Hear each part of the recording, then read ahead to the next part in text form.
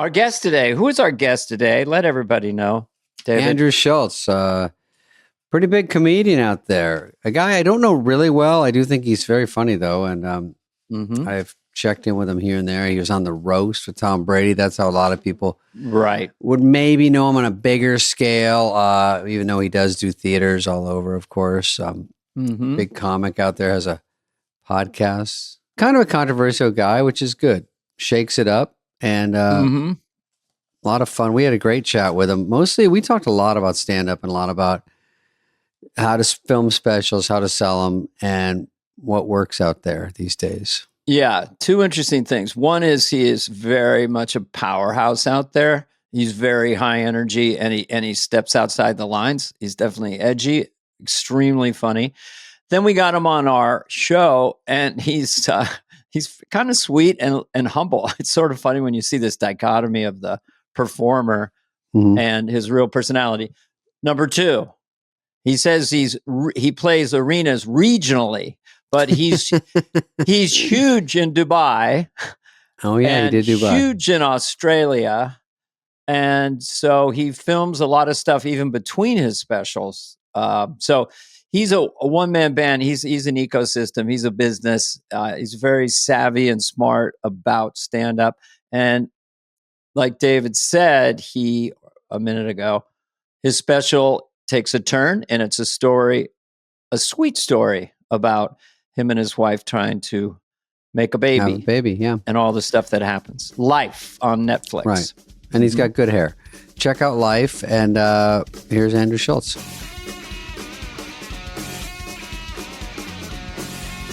Thank you. This is a huge honor, guys. I just want to let you know this is a huge honor. I'm sure you guys get this all the time, but I really appreciate it. Let's see. When Wayne's World came out, you were 8 or 9. Yeah, so I get it. I'm 41. So 41, so, yeah. but you read at a 44-year-old level. I understand. I'm high. Yeah, but your specials are awesome. They're powerful, man. And I guess it's your generation, but the beginning of the recent one on Netflix is so cool, where you come out, you land 2 jokes, like a cold opening, the way it opens, and your dad introduces you, and then it's a shot behind, and it just says the name of the special, gigantic. Yeah. I mean, it's like we would crawl out in the 90s. It would just, what's up? It's just like, it's an event. How much control did you guys even have with like how specials looked when you guys were doing None. It? Was it? So HBO would just be like, hey, show up, do the material, and then we'll handle it. You know, I remember Backdrop. What do you want your backdrop? I had an old one called Take the Hit, and they said, I want to do in Arizona. And they said, what do you want your backdrop to be? And I'm like, cactuses? I mean, it's like so fucking stupid. But like, it was like a desert. Yeah, it was just like, I go, maybe live coyotes. But what happened is no one actually looked at the back. And also you just wanted to be enough to not take away from what you're doing, or you disappear in the back, what you're wearing. So it's all complicated. It's just, is it any good? What was it like? So back then, I love guests that ask questions. I really do. Back then. No, I love that. You're curious. No, because like, okay. Because like I was coming up at like the downfall of the Comedy Central special. Okay. Right. Like, there was a moment like when I was young, I remember like the Deliriouses. I remember watching like Martin, Chris. Like I remember these like events. I remember going to watch a Martin Lawrence special in a movie theater. Yeah. Like they were just these like big insane deal. Spectacles, right? Yeah. And then like the Comedy Central like half hours, I think it was like, you know, you would try to get premium blend. I remember that. And then maybe you get a half hour, then maybe you get an hour. Premium. And I remember like those like impacting people's careers less. When you guys were doing like your first specials, was it like the next week you couldn't walk down the street? Were you already so famous it didn't matter? Like, could you feel people watched it? Mine came out, I'll just answer this, in 96. I'd already been on SNL, and it was an analog world. So just to be pithy, I never, I don't know how you name your specials. I just called it Critics' Choice.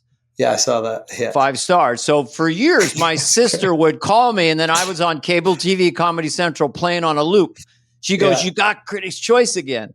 So, but It was a much bigger impact then.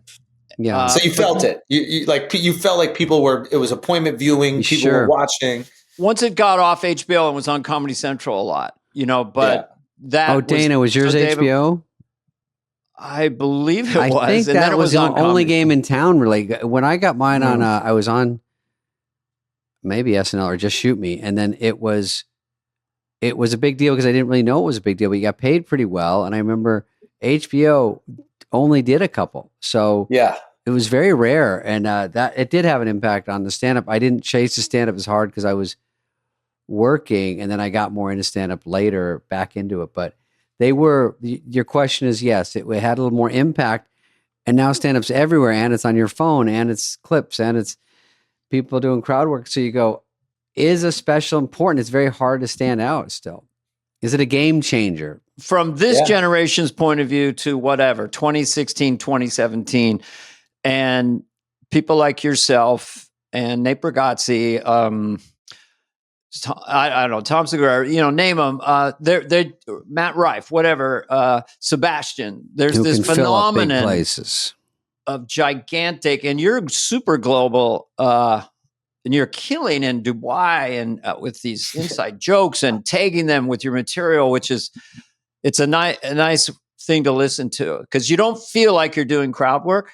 You feel like you're legitimately asking questions or making statements. Anyway, speak to this phenomenon of Andrew Schulz compared to like 2016. I mean, I think there's definitely levels, right? Like it's like I think like Nate and Sebastian and like Shane, like I think they're doing arenas in every city they go to, and I think I'm like a regional arena act. Yeah, you know what I mean? There's some that do. Joe Coy goes different spaces. It's bigger, smaller. Where are you loved most? Fucking in the Middle East. I was joking around with Tim Dillon. I was like, listen, if you do like a decade of women are annoying jokes, like you'll sell a lot of tickets. Women are annoying. Flies over there. But yeah, so it's like, I'll have my markets, but it is kind of weird because usually white guys aren't like that. Like, you're right. Like usually there's like an Asian dude will crush in like San Francisco, Hawaii, Irvine, right? So I'm kind of, I'm like an Asian arena act. That's kind of what I am. That's what I think. In like random international places. Like, so yeah, it is cool. It's fucking awesome. I don't know what to tell. Like, well, it's awesome. Well, you're owning it. I mean, you're not like nervous out there. You're not, I mean, you have, when I get comfortable, you put one foot's on the monitor. And you're playing to 20,000 people. And this is what you would do at a little, hole in the wall shithole. One foot's on the thing, and it denotes I'm relaxed, man. I am in total charge here. So would it be easier to request a step stool out there? It wouldn't look as cool, I guess. I just want I want the front of a boat. I want to look like George Washington. Put the front of a boat out, and you step. What about? I have a question about when you do these. I just talked. I think Segura went overseas. And overseas, I think when they told me once, do you want to go overseas? They go, what they do is they'll put you in a couple of small, like clubs or maybe a small theater. Let's see how it goes, see how famous, see if anybody gives a fuck, and come back. And then the next time you have a gauge. I'm like, wait, go twice?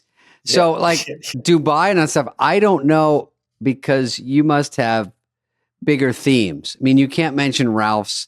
You can't talk about Sepulveda. You can't. And that's the hard part. The bigger you get, you have to go, this has to work for everyone. And I remember Chris Rock, I used to say, you're smart. You go politics, you go relationship, marriage, and those will last you 40 minutes. And those, at least everyone gets it. Yeah. Is that what you need over there? Listen, I got lucky that my sperm doesn't work and everybody wants to have a family, or a lot of people like having families. Okay. So like that was a kind of relatable story that I ended up telling. But what I noticed about like Abu Dhabi specifically, is that they're more connected with American culture than the English.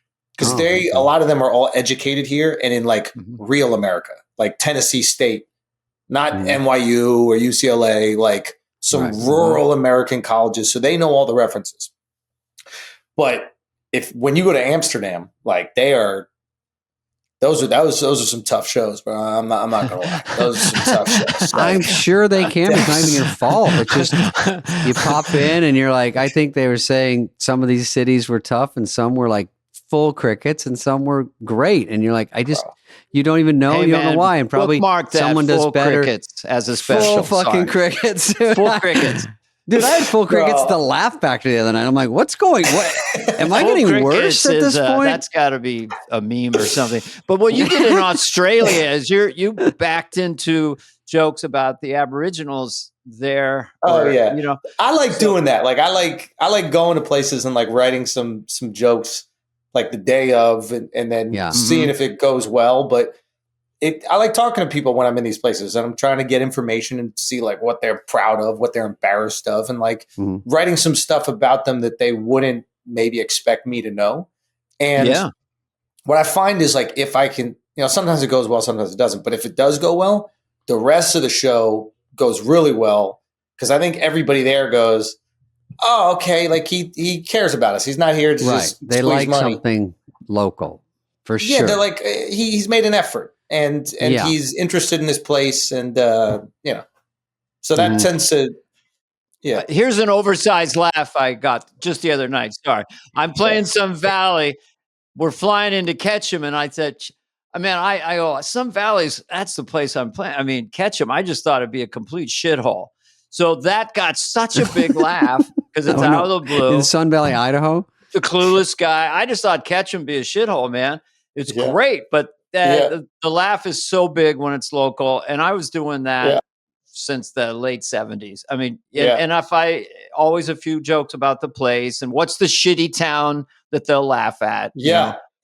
And also like, what is some like weird, like every place has a big story. You know what I mean? Like they're not talking about Elon over there or fucking Trump or whatever the politics is. Like whatever their local shit is fun. So, how can I pull that? Like, it was all the Israel-Palestine protests when I was in Australia. And there was all these Australians like, give them back their land or whatever. So the joke I had is like, there's some Aboriginal dude watching these white Australians go, give them back their land. And just kind of stand. So it's like that joke would work in New York, but in Australia, crush. It really goes. So I try to write a joke that I would use anywhere. But that is the epicenter of where it would get the best reaction. But you're also auditioning. Like I was just thinking, if you were in Ireland, because these guys just went to Ireland, I go, would Conor McGregor's just running for president? Do you say that? Is that something you don't even know what side they're on? You start something and they like it or they don't like it? I mean, when I was in Ireland, the guy who's president now is like, he's almost like an Irish stereotype. Have you seen what he looks like? No. He's like 4'11". Like he looks like what you think like an Irish carries a pot of gold. President. Like literally, like he is a leprechaun, whatever. And so I was having some fun with that, and it's interesting because I was teasing him, but you could tell they really like him. So they were like laughing, but they were also like, there was a little bit. He's good. Like careful. Yeah, they're underdogs. That's what they do. I have a lot of Irish relatives. They're underdogs. They're amazed how much we love their country. But I would say that when you do ad lib something that's new that day that you thought of that day, and you get a laugh, then you're just kind of alive in the frame. I mean, I can tell by watching you, like, because then you're going to go into your tried and trues because that's how you do stand up. But every time you do something that's fresh, just lightens the whole show up, right? Oh, it lights yourself up too. You think you're good. Also, like Australia was kind of almost like cheating because I got to do like 4 or 5 shows before I did that one where I put out the Australia material. Like usually I just got to think of it the day of, but this was, I got to work it out a few days and like find the bits or whatever. So that's always fun when you're away, but it's just rare that you can go to a place where you just go to a country and tour 5 places. And I just have to, because we didn't do this either, but you're taping, you have your specials, and then when you travel the world, you've got a 5-camera crew or something. Is that, and then you use it? Yeah. I have my one guy Shifty who like edited the special, and he was like instrumental in like directing it. And he's this kid, he like started working with us when he was like 18 years old. It's like unbelievable. And he brings 5 cameras and then he just sets them up and then just hits record. So we don't have like this whole crew. We just have one guy that's doing also, it's a little less less stressful. stressful. Like a special. I go, did he have another special I wasn't aware of? Because that's the shit we can do now. It's kind of crazy, right? It's very, very smart. Well, it also takes away from the fear of, like, I just did mine. It comes out soon. I wanted you to have you on so I could plug mine, but no, it comes out, but it was Andrew Schulz. It's hard to do. It's hard to do the 2 in a row show. The typical sort of cookie cutter thing for comedians is get maybe a theater, 2 shows in one night, cut them together, do your best. And I didn't do any tricks really. I sort of regret it. I was just telling Dana before. There was no like super tricky way to get in, and then you're getting algo briefings like it's got to be the funniest in the first, and then all your bad material at the end. I'm like, what bad material? They're like, oh, you want us to tell you? And I'm like, no. But no, they'll tell you. Hey, David, like, do you open with your closer? And I'm like, wait, what's going on? So you got to just try to get them and all that stupid shit. Yeah. I saw Bert talking about that a little bit, I think. Yeah, like, I don't know. I guess it's like, I don't think any of us have ever opened with something bad. Yeah, you know, you're supposed to open to get them going. That's the second hardest thing. There's a closer. Opener might be harder. You got to get them going, and if you don't get them going, you lost them. So I went into the Inner Sanctum at Netflix, and they do every minute. You made it to 12 minutes or 13 minutes. So it's like as if you're playing a theater where constantly people are leaving. Like there's just, you start out with whatever and they're leaving. And by the end, you've got like 12 You're playing people. Wembley and everyone's so you have to do a special as if every minute they want to go try and watch something else, you know? And so, but I think what you're doing is great. Just continue. I think if you do like with mine, it ended up being a story. Like I didn't want to do a one-man show. I feel like, like it kind of is almost like that because there's like a serious moment or whatever. But I feel like sometimes when you say one man show, you're almost like asking people to like reduce their comedic expectations. So to hate it. Yeah, definitely. Or to immediately fucking hate it. Yeah. Fucking hate it. Yeah. But if it really is a one man show, but don't call it that. Don't call it. But if you call it a one man show and they hate it, is because they're not smart enough. Didn't you know that? No, I didn't know that. Oh yeah, I mean like. Oh right. Yeah. You must not be smart enough to understand this high art. Yeah, it's got a one-man show. Yeah, you know, it's Jay so intelligent, you know? Yeah, the guy who doesn't have jokes, he calls it a one-man show. Yeah, do jokes. That's all. It's fine. I don't care one. But yeah, Jay is a purist, and he understands that. So I kind of wanted to like almost trick people, and I wanted like, you know, just regular hard-hitting jokes, and then eventually you kind of like get into it. And what we found, I guess Netflix told us, they're like, the retention, like the watch through to the end was like insanely high. You know, because they're invested in this story. Oh, a story. It's like a long story. Yeah. It's like a phone call. Yeah. So like that's how you pitch it. Yeah. I'm just gonna it's just like being on a phone call. That's fine. You ever call your mom? Yeah, it's like that. It's like that. So that's the first time you really at the end you're being sentimental. Specifically sentimental, and you're getting awes and stuff. You haven't tried that before, but it's interesting to land that. I thought my life was boring my whole career. I was like, I thought like my opinions on shit were better than like anything going on in my life. So I never talked about anything personal. And then like when it was hard to get my wife pregnant because my sperm sucks, there was the only thing I could think about. So I started like writing jokes about it, and then. It ended up and it turned into this. So it was cool. I saw a video of your sperms at the finish line. They're like this. They're not quite making it. Yeah, they're just kind of falling. It's a video that's going around. Yeah. You got to see it, dude. You got to see it. People are tagging my sperm in like pictures of the governor of Texas. I like that it's called Life instead of like Jizz Patrol or something. You could have really ruined it with the title. They wouldn't be doing much patrolling. It's just more like just standing here and checking it. Looking for some mime. Where's the egg? We got 10 minutes left.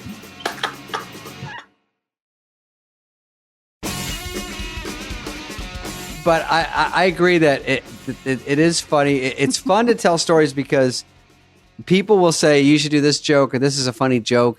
And I do have some jokes in my act, but I do love telling stories because it's the only thing that's more of a fingerprint to you because yeah, I do stuff at the airport. I do it about this and common denominators, but I'm trying to do my version of that. And longer stories are more fun for some reason, just maybe because I'm older to go, let me just tell you this thing. And then that's more true to me than going, I don't think anyone else is going to tell this story like this. Also, like we get a sense of you, like your personality shines through because it's how you acted in that moment. But also I think that like if somebody walks into a room and goes, guys, I got to tell you this story, we're going to give them 10 seconds.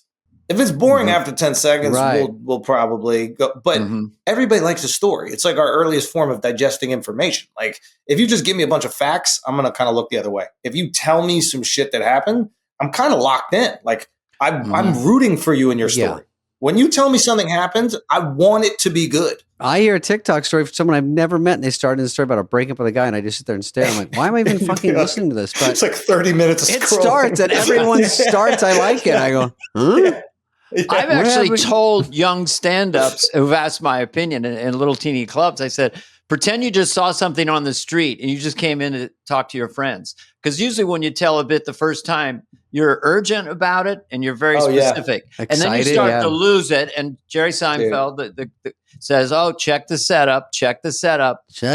Troubleshoot it. You got to check the setup because it might be up on the rack. That is such a true statement. Like the first time you tell a joke, you think that you like and does well, you think it leveled the room, and then you go look at like the video audio and you're like, oh, like 5 people laughed, but it's just new to me. One loud guy. Yeah, and then it goes away. That's so true. Like the same joke, the same words, your excitement in it wanes a little. Also, when you say one and you say it off top of your head, and if you didn't tape it, I mean, everyone's different, but I hopefully record it on my phone when I go to the Comedy Store or whatever, because when I audition these turds and then I smash them in between 2 jokes at work, and then I do one in the middle. But if it somehow works, I have to remember inflection, when it was in the set, how it worked, what happened, because sometimes I go, oh, I got that one. Next night I say it, nothing. And I go, nothing. What was the magic? What worked? And all that is so important. Yeah. Sometimes you'll work on a joke and then get it really good. And the joke in your set that follows it can no longer follow it. Oh, gets hurt by it. Wow. Yeah. It's like, it's not strong enough after how good this joke is. Yeah. Stand-up is the best. Sometimes you got to tell your joke, I'm moving you up to closer. That's a great feeling. I'm going to try this. It seems to work enough. I'm putting it at the end.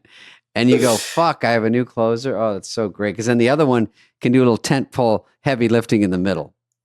What's the deal when you guys go to the store? Like, do you have to respect the light, or are you just at a point where it's a suggestion?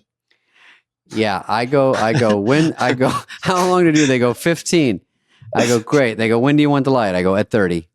But there's a lot of guys that get the light. I won't say names, but they literally get the light and then they start going names. Come on. So what else is going on? I go, no. That's not what else. That's wrap it up, guy. When the elbow is up on the mic stand, and they've already done 20, that elbow is up there. Where are you guys from? I'm like, no, we know where they're from. We don't care. It's over. This is my favorite shit. Like this is this thing that's like, and this has always existed, but it's really popular now. Like the comics pretending that they don't care. So they'll have like a notepad on stage and they're like, look, like, all right, what else do I got in here? And then they'll look at the page and then do a joke they did in their last special. It's just like, it's fully formed a bit. Yeah. It's okay to care. We care. It's okay to try. We all try. We want to do well. You don't got to bring a prop on stage and fake leaf through it. Like, by the way, it does better if you have a notebook, because there's something about going, guys, what do you think of this? And then you read and they're like, that's pretty good. And then you read and you realize, they go, well, not good enough for your real act, but for this little thing, you just thought of it. Sure, this wispy idea. Yeah, keep working on that. Do you guys when you do a group show at the Comedy Store and there's like 8-9 people, doesn't it become like a de facto competition? Like people, you're not even thinking about, oh man, you were one of the best tonight. Or you were this I don't really like one of group shows. Yeah, it's gross.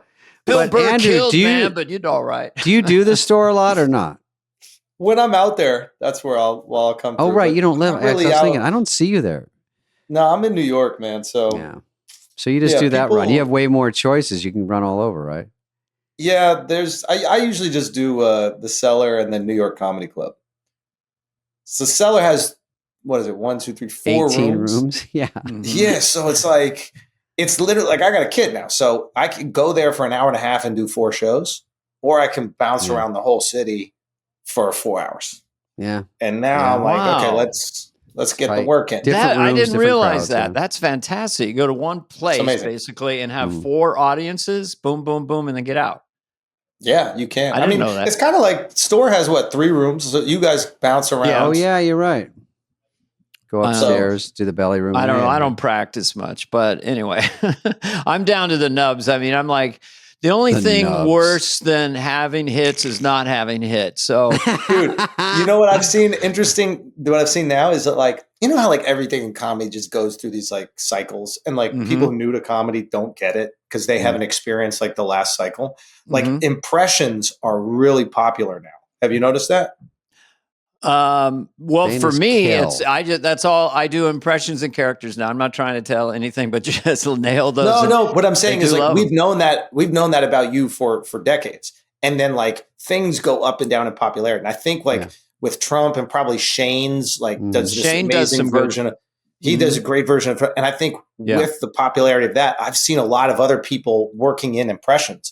And there was times like when I was coming up where like people weren't doing impressions. Yeah. Like crowd work is really popular. There's time now everybody's like annoyed with crowd work, and like all these things, it's just so funny. Like all these things go up and down. Cause I remember early on impressions, like when I was coming up, like seeing like Eddie, your best friend, Eddie go like crazy. We are best friends. Crazy. I know, I'm just teasing. I mean, it was amazing with the impressions. You know, well, amazing that he didn't lean on him, but Daryl Hammond called him our best impressionist, but he was doing Pryor. If you weave him into something too, it doesn't look like a big setup. You know, you're just like, they're like, oh shit, that sounds like it's that person. It's a superpower. Story. Yeah. Like it's amazing. Yeah. We all love it. Like there's nobody, it's so funny, even watching comedians, like comedians, we can be like annoying with each other when like somebody's trying to be funny or like sneak in a bit. But when somebody does an impression that's spot on, everybody shuts up and just listens and enjoys. Like, especially if you can do another comedian that we're friends with. Do you have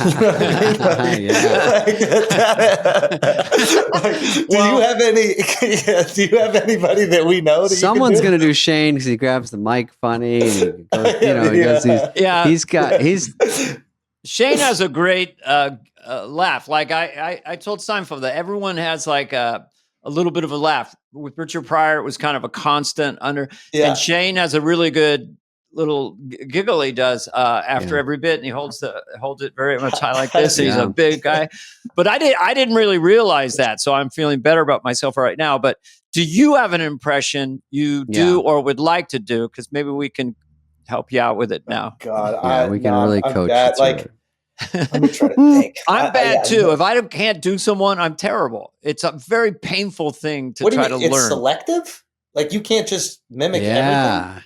At times, it takes me a long time. It took me a long time to get Biden. I would say like a year and a half. You know, then some are easy. I don't really have any methodology other than exposure. I have to hear something a lot or hang out with someone a lot. I'll do friends and stuff, but that's all. I don't have any. I just start talking out loud to myself, and it's terrible. And then finally, if it comes to me, it comes to me. But I don't have any. I see an impression I can't do, and I'm incredibly entertained. What I've noticed is like sometimes I see people doing an impression of someone's impression. Yeah, for sure. Yes, that's the best way. Yeah. Yes, because like you've distilled the 4 things about the person that like he physically does. Get those little hooks. Exactly. And then, so you did the work, and then I see people doing, that's just a version of Dana's. Right. They cracked the code. Dana cracked the code, and now you just. But you don't get any credit for it. You don't get any credit for it, which is kind of fucked up.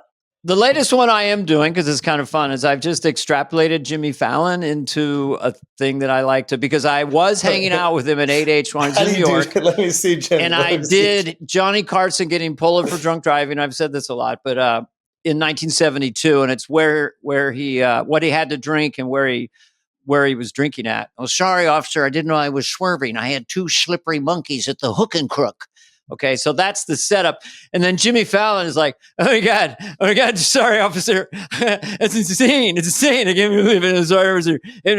So it's just this sound collage coming at me that was just pure distilled Jimmy Fallon. It's crazy. He doesn't have to say much. Yeah, sometimes it's just a sound. Like you could do this one. Christopher Walken sees an amazing magic trick. Just quick. Wow. Wow. There, we got it. Wow. Yeah, Wow. Yeah. What was that? Yeah.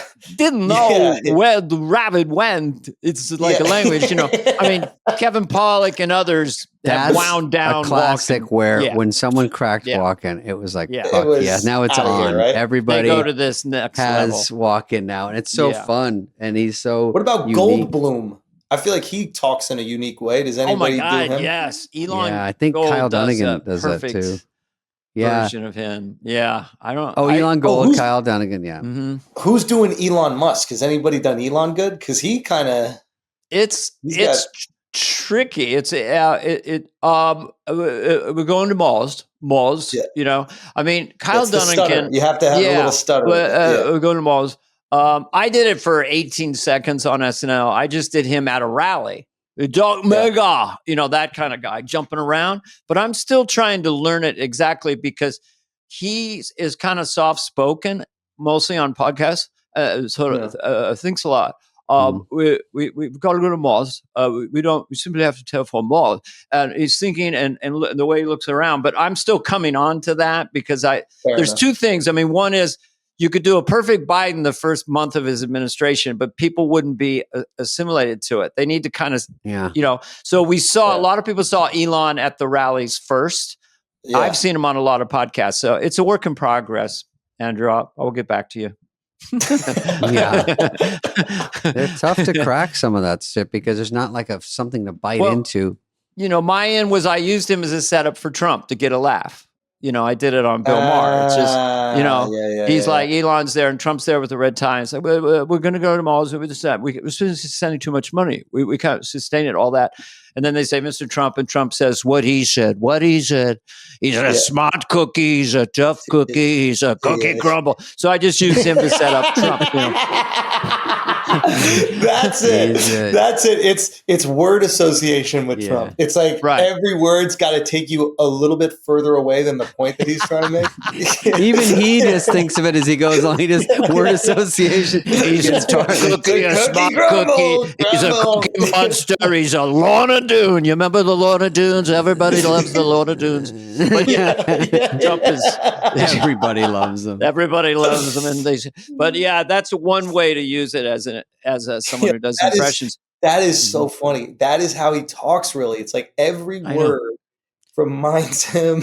Everybody loves him. Love him. Gays. He throws in gays. Trump will never say so. Like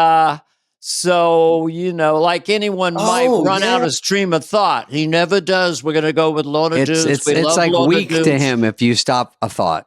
So he just keeps going. Is weak. Yeah. And repeating a phrase 5 to 10 or 15 times. Lorna Doone, Lorna Doone. Everyone loves Lorna Doones. You see the Lorna Doones, you look at them and you got them and they're like them. People like the Lorna Doones. Take a bite. Yeah. And it works for him. I want to ask you, because you interviewed him, because his dialect, it is so infectious. It's so infectious. He's a singularity. And he knows how to use it. Like, for example, when he does that little like rev up sound, like, we're gonna do it. Like that. Like he's like injecting energy. Yes. Maybe he's slowing down and he feels himself. He's got to. He's like, I'm getting tired. I gotta come back up. Yeah. But like the fries are wearing off. He called it the weave on the show, like what you guys are describing right now. He named it on your okay. And he was like, he's like, yeah, I call it the weave. It's like, I'm in here, I go out there, I come back here, and then I come all the way back around to the point that I was trying to make. And he goes, people think that I'm stupid that I do that. You actually got to be really smart to go all the way back out here and then come Why here. would he say he's not dumb? It's so fun. It's surprisingly, it's a very smart maneuver. So yeah, I know. He is absolutely hilarious because you're just waiting for, okay, what is the point here?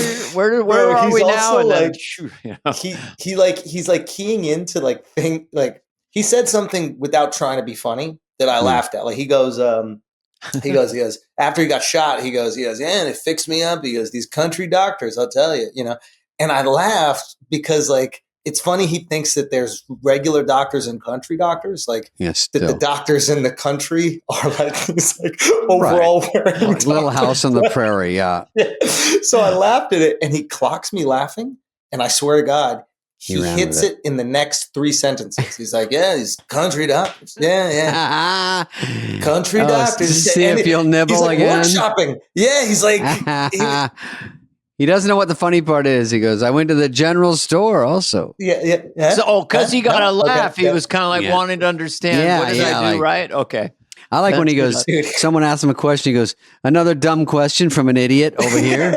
And it's just like, who says that? It's always, that's why comedians love him. It's just so funny. You go, who would ever say that? You almost wish that he was just like, just make him like a royal figure so he doesn't have to be politicized. So that we can just laugh without there being any scrutiny because it's undeniably funny. Like it's just funny. Another dumb question from an idiot woman. Question. This woman is a terrible person, not polite at all. You're not a smart cookie. You're not a smart cookie. I'll tell you that much. You know you're not. You're not a smart cookie. I can tell you. Look at this person. I know the guttural one is such a funny movie that I think is kind of new, but Cookie, that's Magic Johnson's wife. How'd she not get it? Cookie. It's just what he's doing. Like, should we all just talk like that all day? He casually goes, in Magic, having trouble with the blood work. But wife's cookie, and they're like, what was that middle part? They got to take a lot of tests. They take them all the time, and Cookie comes out. He takes a lot of vitamins. He's back on his feet. They're working. There's a lot of that breathing thing, too. But yeah, there's so many hooks and so many things to do with that guy. It's extraordinary. I have a special question, too. Oh, yeah, ask him more Trump. He's back on his feet. He's back on his feet. Yeah, and they're like, why was he laying down for a while? No, he's back. Magic is fully back now. And they're like, he's back. Now he is. It's from 35 years ago. Yeah, I know. They worked out. They got it. He got very strong. They had to do a cocktail. They call it a cocktail of pills. It's a cocktail. Excuse me. They had to get the right cocktail, and they got the right cocktail of pills, and he's okay now. But anyway, you had a question, David? No, I was just going back to his special where you had it and then you bought it back, and I think that situation turned out to be, I heard different rumors, but highly successful. Oh yeah, it ended up being the best. It ended up being the best thing for me. Situation. I don't have any animosity, by the way, for Amazon. Like, I get what they had to do. Like, they made a business decision, and they're like, we don't want these jokes tarnishing the brand, and I get it. That's fine. I bet you would be different now. Like, I bet just culture has kind of changed a bit. Sure. But yeah, I was able to put out, and the people were like so supportive, and it was incredible. And then people made a bunch of lies online about how I told them that it would never be available anywhere else. And even though I told everybody, if you can't afford it, just steal it on the internet, and that eventually it would be on YouTube. But it is what it is. You do something good and it's successful, and people are going to find a way to be upset about it. And when you do something like that, and it was great. Was it basically off your website? It's just a click and you pay. It was like, there's this company called Moment House that was bought by Patreon. So essentially it's like, it looks like it's on my website, but they basically put their mask on my website. So you go to my website and it just kind of like almost forwards it to theirs. And then it almost just looks like, it looks like a Netflix or something like that, or any other place. And you just watch it. Because Theo and I were talking about this for this indie we just did. And this is one of the things I brought up. I brought up your situation. I said, I mean, you guys I think you'd kill it with that, but I also think that there's an appetite.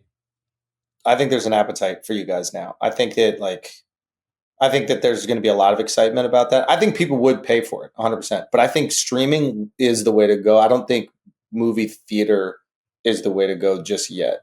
It's a tough decision because I've done movies in movie heydays when it was like big weekends. You're up against this movie, you're up against this. Yeah. And now it's tougher. And when we were going over all the processes of what could be, because we sort of did it. Well, we did do it we just paid for it and said, absolutely no plan. Yeah, and it's kind of fun. Awesome. And people think that's intriguing just because it's awesome. Someone's got to do it. It's like, okay, now what? And then just figure out what surfacing is the best situation. But, when you say theaters, I don't want any stink if something doesn't go perfectly right away because people back off. And I go, guys, I've been in movies that don't do well. It's fucking a dagger. And nowadays when it's all these superhero movies and, even if Snow White doesn't make $100 million the first weekend, they're pouncing on it. Obviously it's a budgetary discrepancy with ours, but it's just optics. Do you want to look like it's a hit? It's very hard to figure out all that stuff. You're 100% right because you see like the theater empty and then people take pictures and it's very easy for them to like pan the film based on that. But dude, getting people to leave their house is almost impossible now. Like that's the big trick. It's so easy not to leave your house. You don't have to leave. Yeah. And also they don't even know if the movie's going to be good or not. Like at least with like a franchise like Batman, you're like, all right, I've seen a bunch of these movies. I'll get the babysitter. I'll take the risk. I'll go. Mm-hmm. But here's this movie where it's like, all right, well, I love all the people involved in it, but have I seen a movie where they're all in it together? I don't know. But if you put that on streaming, like for me, if that movie's on Netflix, there's no brainer the first week you're top 10. Yeah. No brainer. Because it's like the investment is so minimal. It's like if I'm a Spade fan, I'm watching. If I'm a Theo fan, I'm watching. I'm sure you guys have a bunch of other like cameos from people. Yeah. Like it's and then if it is good, the word will spread and you'll stay in the top 10 forever. But streaming. But what do you recommend that they do? Do you actually audition it for all the streamers? So Netflix and Amazon and Hulu, they're all you need two offers. You need two offers. You don't have one offer unless you have enough. Like even with my Netflix deal, I had one offer and then that offer changed significantly when we got another offer. Sure. And I don't begrudge them for it, but like they're not in the business of paying you what you're worth. It's just biz. Yeah. Paying the minimum they can. Yeah. There's nothing like another suitor. It's the same thing with single people or something. But they want me too. If I'm Amazon right now, like if I'm Amazon right now, and I know that like Netflix, I mean Theo did his last one on Netflix, right? So Netflix is like invested in building that guy up. Sure. I'm buying the movie just off the strength of just taking. I mean, brand war right there. So to me, that's just like a no-brainer. So I'd talk to them. I talk to Hulu. I talk to Paramount. Everybody. Right. You got We've been asked about it from the streamers that have heard about it. We could hire you to be our manager. Is that totally outside? No, it's fun to think about it out loud because we haven't seen it. We're going to see it this weekend. This is the first time it's been rough together. So we liked it. We shot it. We liked the scenes. And I said, I've done a lot of these. I think it's got a chance. So let's see it all in a row. If it's how I picture it, we're in good shape. So, but the director's got it. You know how it works. And they get 8 weeks. So then we'll go in there and start fiddling with it. But I was like, I have a good feeling. And I've been asked about it from some streamers, like, can we look at it yet? And I'm like, we're not, we don't even know what we're doing. We're not there yet. Yeah, we're not there. Also, and it's good because there is interest just because it's a weirdo move. But if a comedy works, it's huge. How many R-rated comedy? Funny movies are made every year. I don't know. I mean, I kind of know why they don't, but I think they've slowed down. I mean, Sandler is responsible for most comedies out there. Like he has a deal, so he either produces them or he's in them, and that's a big chunk out there. Yeah, and that's on streamers. I mean, so I think we're basically one successful R-rated comedy away from having like another decade of really funny R-rated comedies. Yeah. So whether it's you, somebody else, it's going to take one. I feel like culture is at the point now where we can be naughty again. Yeah, just give us one. And if one goes, we're going to have some fun. Then people start ordering them. Then they'll be they have some edgy jokes in there. Spade has told me. I mean, funny, but definitely different than, But you guys have been entertainment for, especially Hollywood, for long enough. Like everybody, what is it? They say it's a race to be second or something.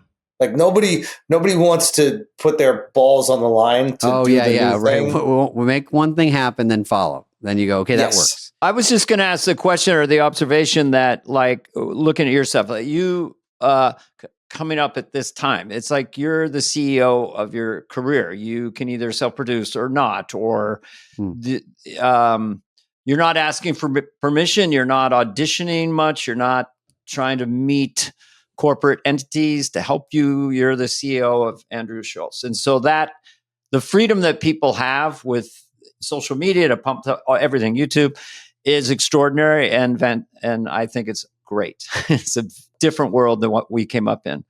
Yeah, there's a lot more freedom, that's for sure. And if now is the time, if you just want to create shit, to do it, obviously like making films and TV shows is so expensive. That you got to find a way to raise some money. You guys are able to do it, but you guys are all rich, successful dudes. We put most of it ourselves. So, and that's a good way, if you can, to just say you want to just green light this right now and go. And I think fortune favors the brave. Whatever that cliche is, I think it's true. And I think that basically everybody's afraid to do cool shit, but once it's there, everybody wants to buy it. So I don't know what you guys spent on it, but you guys decide the price. Like, right. You could, why is it not $100 million movie? Who fucking knows? Like, right. If it's going to do, I remember when they were paying a lot for comedy specials out of the blue. Remember? I think the top was Dave got like 20 million or something like that, 30 million a clip. Like it used to be like insane. 2-3 million, whatever was the biggest. And then suddenly it jumped huge. And I asked someone at one of those streamers and they said, because if we do a movie with that person, it will cost us 20 to 30 million. So we're paying 20 and we're going to do 4 times the views on a special than a movie. So it's really saving us money in a weird way. And I was 100%. Like, wow, I didn't look at it that way, but they could have gotten them everybody for cheaper. And I think they got back down to earth after a couple of those real quick. It was I think it shifted. Too big. I remember when Amy got 11 and said it was not enough. And she said, why aren't I getting 20? And I'm like, wow. And she got, I think they kicked her some more. And I was like, way. Fucking, yeah. Well, because it was going out there and saying that would look bad. Yeah. Yeah. Yeah. That's when you could kind of use you could use like sexism or racism for a little extra it's scratch. hard to say with It's Rock and Chappelle. I mean, it's ballsy to step forward and say, give me that. We're the same. I mean, I'm not there. It lets you know where you are in the ecosystem of show business when people are getting 20 or 30 and then you it's get all your supply offer. and demand. If you're like, worth it, they're going to give it to you. I got it. They know what they're doing. I understand. If somebody else is going to offer it to you, that's the thing. If somebody else is going to offer it to you, do you know where you're going with this one that you just filmed? Yeah. Or can you mention? Or I don't think I can because we have a press release coming out this week. Got it. Is it a done deal or is it just a possibility? I shot it already. Yeah, I shot it. Comes out in May. So, but I'll tell you. Oh, you're special. Yeah. But I will tell you that when I did the HBO, when we were talking about earlier, the Take the Hit one, and it was noticeable for me.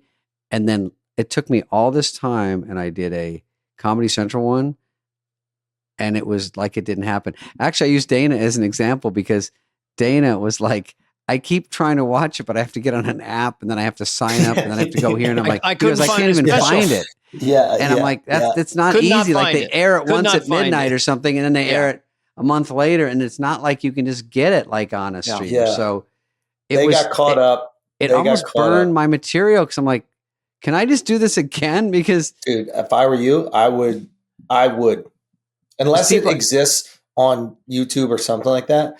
I would just use some of the stuff that you really I wasn't even doing clips. Special. It was right before clips. So clips would have helped it. Like, hey, at least I could clip it out and say, come to my next show. But I'm like, I would use some of that if you're not. I mean, there's like, I'm pretty sure like Chappelle used a joke he did in an earlier thing in a later thing. I mean, it's like an amazing, it's one of my favorite jokes that he's ever written, but it's and I think he even made it like better, but it's the joke about, it's like hard being successful in black. Like I remember my house got broken into. Like these people came in, robbed my whole house, called the police. They showed up and they're like, he's still here. Yeah.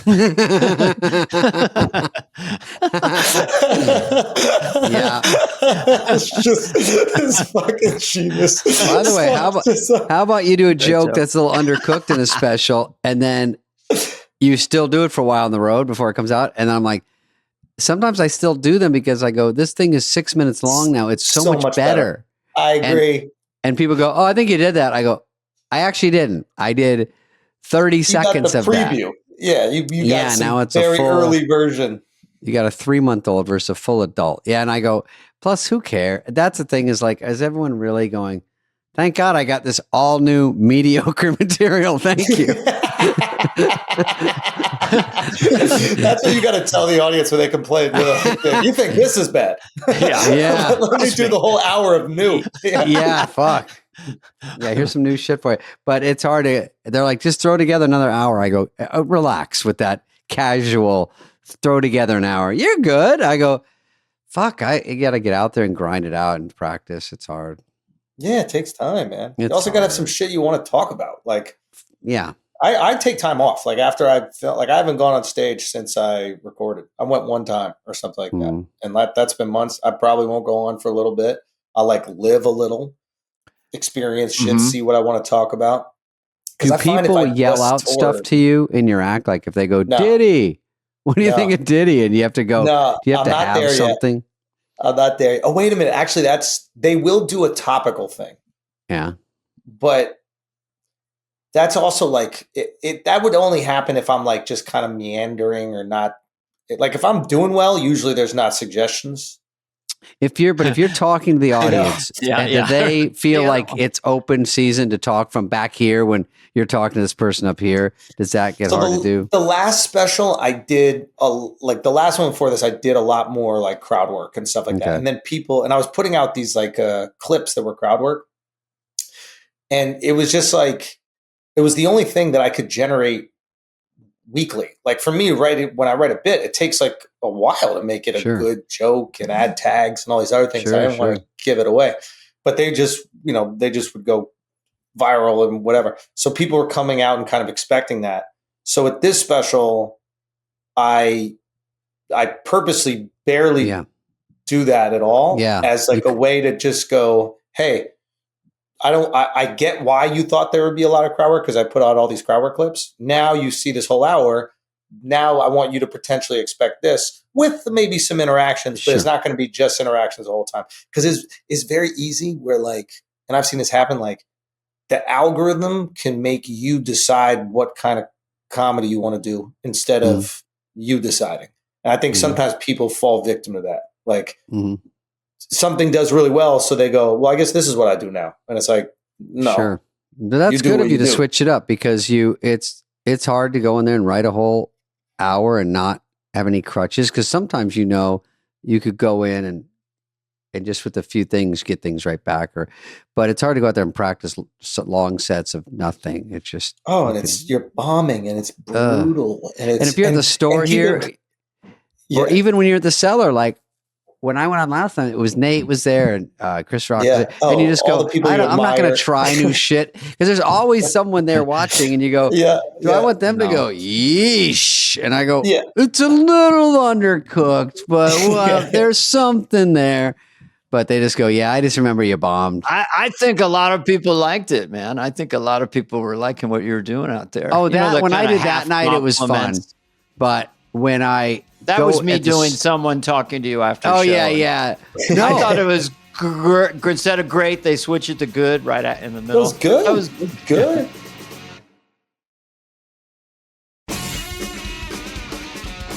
When I followed Dana and I just did a gig together, and when he come off after Annihilating, I have to follow this fucking asshole, and they're like killing. And then he comes off all excited and I go, hey, fuck that crowd. And he goes, huh? I go, look at it's not your crowd. Those jokes are funny, man. Don't second guess yourself. Why are they fucking standing? Just That's what I told you. Circles in the green room. Yeah. I'm trying to fuck with his head right before I get out there. Yeah. Not all crowds are going to be smart. You know? They don't get you. Yeah. Yeah, it's great. When did you have that turn where you're like, God damn, I'm getting really, really good at stand up? I think it's was it gradual or was it? I think you feel good and then you go up after Greer Barnes and you're like, am I good? You know, like there's just, you see people do it that are just incredible. You're like, am I?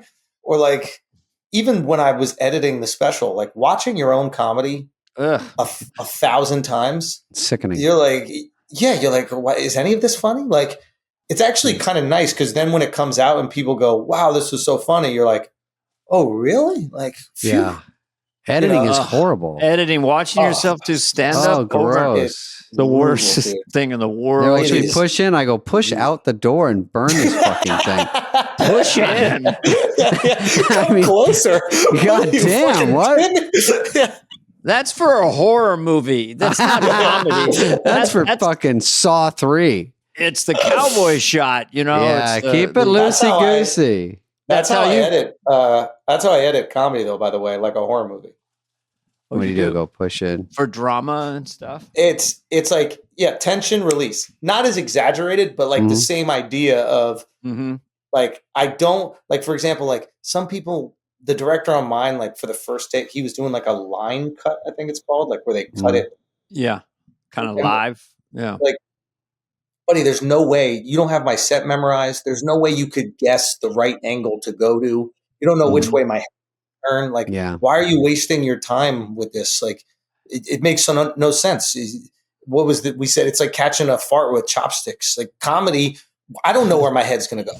So it's like what we do is make sure all the cameras are filming it, and then we get in the edit, and then we make sure that I'm not jumping out in the middle of a setup. Yeah. That's right. Distracting. They can kill jokes. Go on your back all of a sudden. You're like, whoa, bro, what are we doing? Have you seen that? You're watching somebody's special, and it's like in the middle of a punchline, they cut to the back of their head. Yeah. Or like the start of the setup is on their back. And you're like, why would I? Has anybody ever told you a story and turned around first? And you pay more attention? You know what it is for me?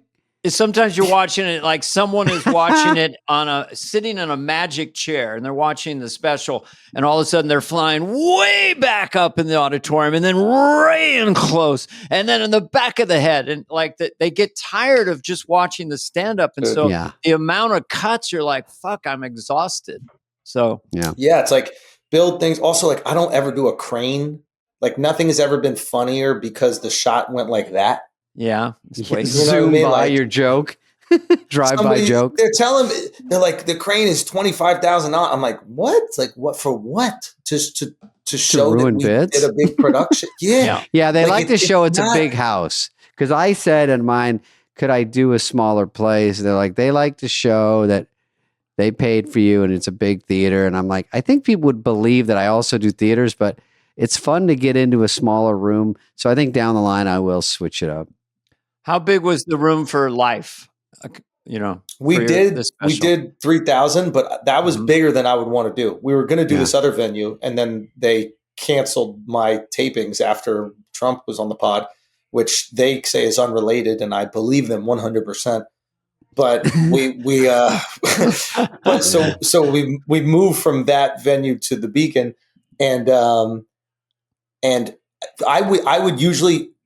I like the venue to be under 2,000 seats for a taping. Sure. I think between 1,000 and 2,000 is the money spot because you can you can see every person in the room. Yeah. You're with them. I don't think an arena is right for it. I think it's a flex, but I don't think it represents. I don't think it's a good representation of like how connected you are. Also, like the amount of time you have to wait in between laughs in an arena is a lot different than the person at home laughing. So now at home, they're going, ha, ha, ha. But on stage, you're still waiting for the arena. So now they're like these disconnected. Shane ones, I'm like, how do you, it's so different to go out when it's all the lights for the tunnels are out there for like at the basketball game, and there's so many things going on. By the way, if they want me to do an arena, I will do it, and I'll film something there as a flex. Incredible. Even if I bomb or just do 10 minutes, but I think mine is about 1,700. It was about that pocket of a place I played I liked. Where was it? Where'd you do it? It was in Denver. And which one? And Denver's, what's it called, Heather? Paramount. So great theater, great audience. Always when I played Comedy Works and stuff, it was always great audiences there. So yeah, they have good vibes out there. Good vibes, and town. They like it, and I like 50 to 70 for myself because I'm doing little sketches, doing little people talking to each other and stuff. Dana's hand magic, and the last special I worked it out in 50 seaters, and then I did it in a 1900. I just love the idea.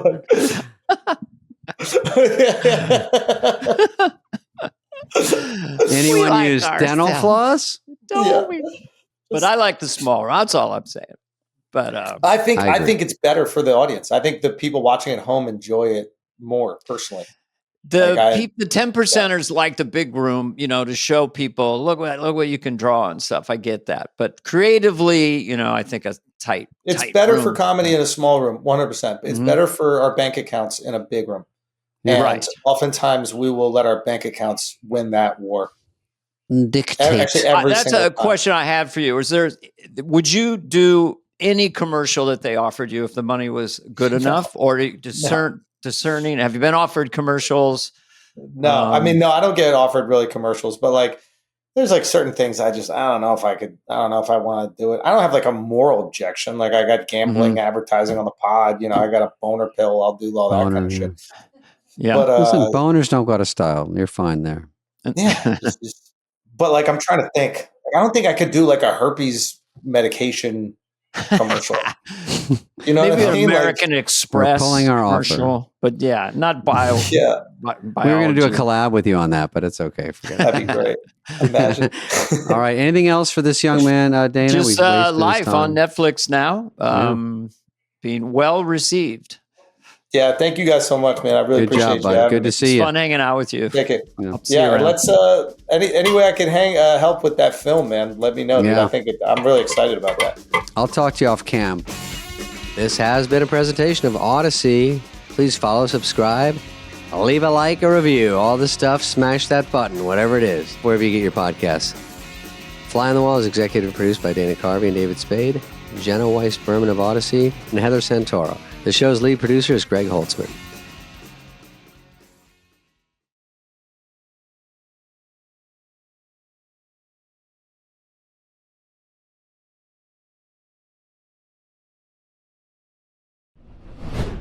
Hello, flies. Come in. We're going to be more official now. Hello, everybody, and welcome to the show. I'm David Spade.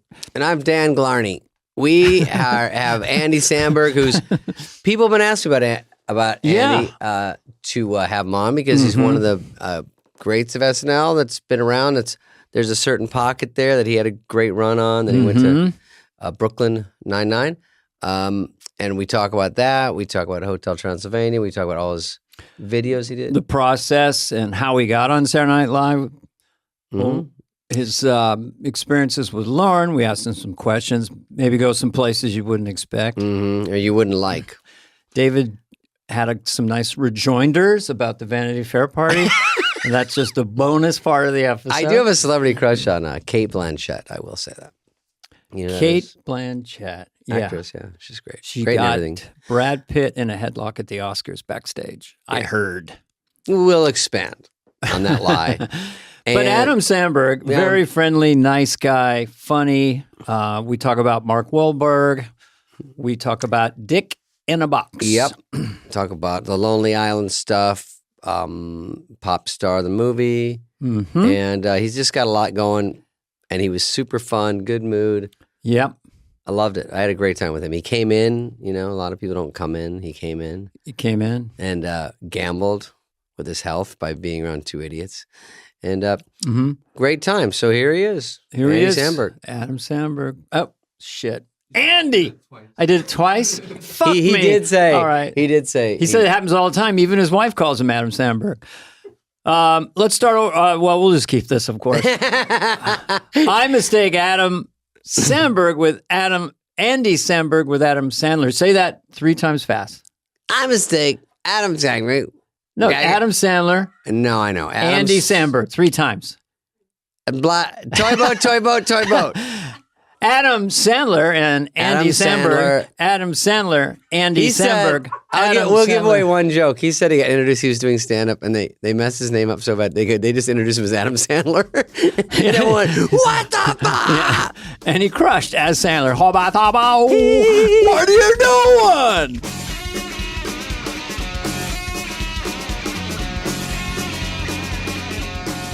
He did kind of the same thing where you were on the show and then you went to a sitcom pretty quickly. Was it right the next season? Yeah, and I mean, I didn't want to.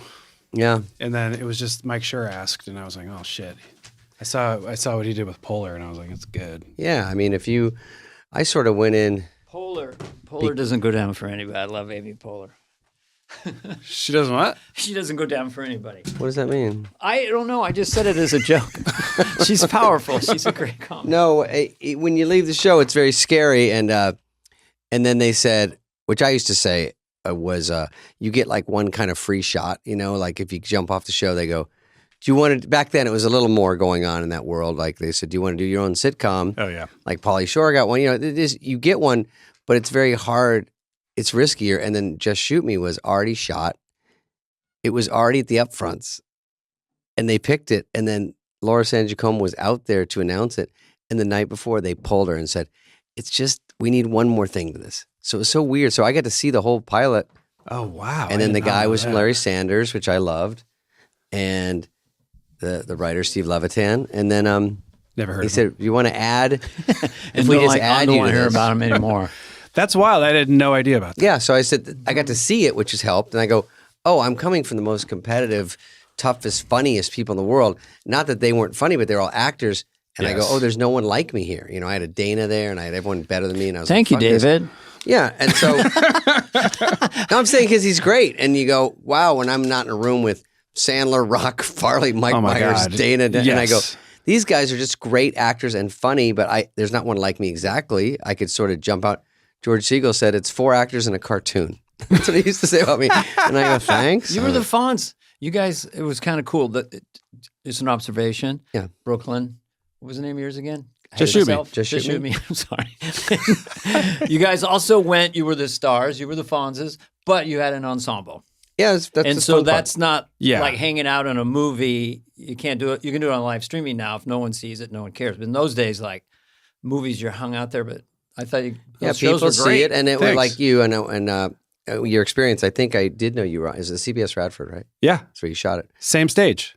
So you got into it, and you somewhat hesitantly, but you jumped in. You did your best because once you say yes to something, right? Yeah, you got to try and make it good. Mm-hmm. Did you write on that? And you're going to be writing just casually, but were you officially writing? I never was like in the room or had my name on a Isn't script. that great though? But weren't It you was able to go, nice. They could give I you do good this? stuff anyway, and it works anyway. That's the craziest feeling coming from SNL is Yes. having someone hand you great jokes and you're like, wait, I get to just have these? And then everyone thinks I thought of them? And then they go, "How do we make these better for you?" You're like, what the You're fuck? like, Oh, I don't know. know. We were both stand-ups. That was a revolution for me. If Bonnie Yeah. Turner gave me, the church lady can say this, wow, awesome. Yeah, I mean, it's it's a great, true. great. It does happen at SNL. It takes a couple of years before someone gives you a great joke, though.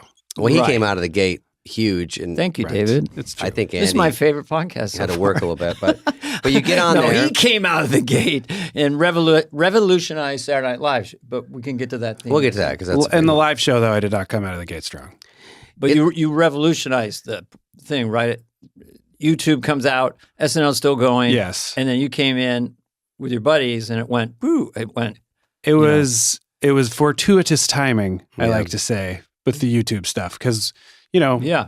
it started with like Albert Brooks doing short films and McKay did short films. And it was like a long history of it at the show that we Schiller loved. Vision. Exactly. Schiller Vision's great. Even like the Eddie Murphy stuff, Mhm. with doing like White Like Me, where he was like walking around town. Like there's always cool pre-tapes.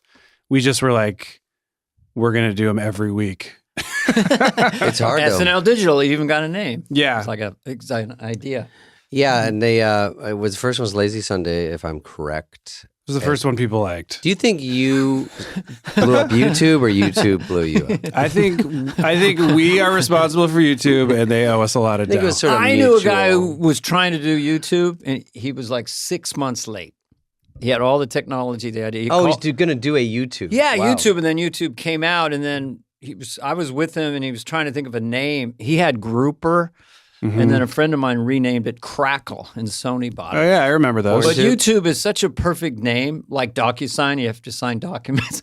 I own DocuSign stock. Sorry, I shouldn't be promoting my portfolio. I mean, I interact with DocuSign a lot. I do too. I think I love you. You know that. Danny gets a penny. I eat a penny? What? No, you get a penny every time someone signs something. Does an angel get his wings? No, I do.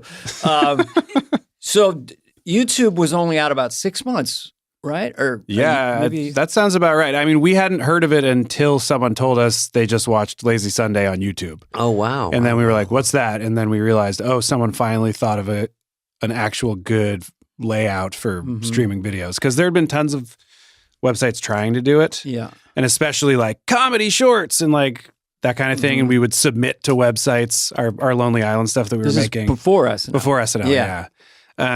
And we had our own website that we like somehow finagled server space on, because it's right around broadband was starting to come in, right? I don't know. Broadband, I heard, was starting to come in. Yeah, so then YouTube it was perfect timing. Yeah, and you got to keep, they just eradicated measles.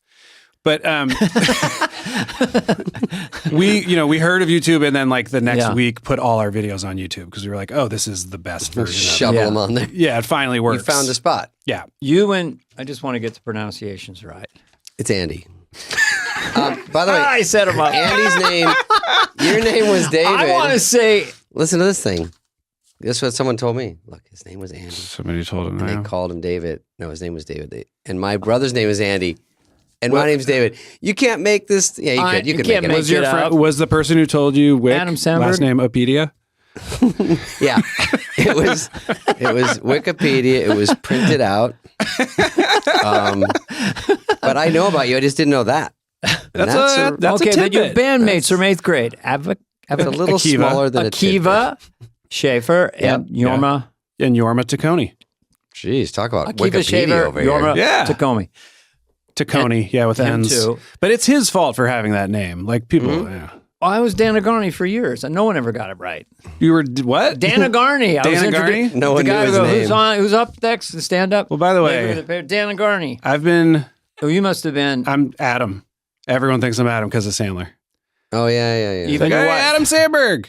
Oh right. Sometimes Andy Sandler. Yeah. One time I was doing stand up before I got SNL, and someone literally introduced me as Adam Sandler. And everyone went, ah! And I walked out. I was like, no. That's not my name. I'm so sorry. I also like him. No, I got introduced as David Bowie once. David? I got introduced. Here's my one they mess up. David Bowie. I go to the Improv a couple times a week just to give them a little treat, Oh, yeah. And then give them a taste of the magic. They go, what do you want to say? And they go, I go, just say, because the last movie on Netflix was The Wrong Missy. I go, just say The Wrong Missy and some other shit. And they go, got it. And they go, this guy was in The Right Matilda, The Quiet. And I go, why is that one so hard? They say it wrong every single time. You say it wrong, too. I came up during the Rough and Tumble Club days. My biggest intro from Tony DePaul, the Holy City Zoo, and I'm a nervous stand-up. Here he is, Danagarny, the man who invented the blowjob. That was the first one. that was it. And you're like, I didn't ask him to say that. That's a great Or one. he'd say, some people think he's funny. I don't know about that. It was Rough and Tumble. Yep. 40-seater. They're trying to nag you on the way up. 40-seater. Then Rob Williams would come in. I just want to play, and he'd do like 3 hours. I'm going back to Brooklyn. I want to go back to listen to this Brooklyn Nine-Nine thing because he got up for an Emmy. I think he won an Emmy. 2 Golden Globes. Who does his homework? Oh. I got some Globies back when that meant something. Sure. Do you want to hear people say, don't ever talk about yourself on the podcast, but guess what? So here's what's going to happen. All right. So I'm in the audience and they go, right now. Golden Globe. By the way, we're back in fucking Azusa. They keep the people from TV, the Golden Globes on TV. Tom Cruise is up front. I'm on the third deck where I have to take 2 elevators to get to the stage. They know I'm not going to win. So, and a trolley. Nighttime, so you're having so a I'm little back there cocktail. and they go, but it was a harder supporting category. It was against Don Cheadle. It was against every supporting category on TV what was and movies. the category? Supporting in anything. For your show. Yeah, for Just Shoot Me. Got it. So I'm up against Gregory Peck, Don Cheadle, a guy from ER. It's drama, comedy, everything. So I already won because I just got that far. Yeah, that's crazy. So they go, no, but seriously, Gregory Peck, that's not a joke. He beat me, He did 90 seconds in Moby Dick, and he goes, I can't believe I'm getting it. Award for 90 seconds. I'm like, no fucking shit. Gregory Peck. I slugged out 148 episodes. Anyway, and then at the Emmys, they go like this. David Spade. I'm Gregory Peck. Sorry. That's spot on. People as I know Peck, that sounds like that's Peck. Everyone listening is going, it's not close enough to an old person. I met him once, so what happens? So at the Emmys, they go like this. This is supporting in comedy, and they go, David Hyde Pierce. And if you saw the slow motion of my shoulders go up, and I went back down and then went for an applause. And I was like, did anyone fucking see that false start? Yes. And it's like, everyone saw it. I do feel like I like it when people react negatively when they don't win. It's real. I feel like you can do it and everyone will think it's funny, but also you can just be honest about that. I would just mouth, what the fuck? Yeah, what the fuck? At least you're doing something comedy.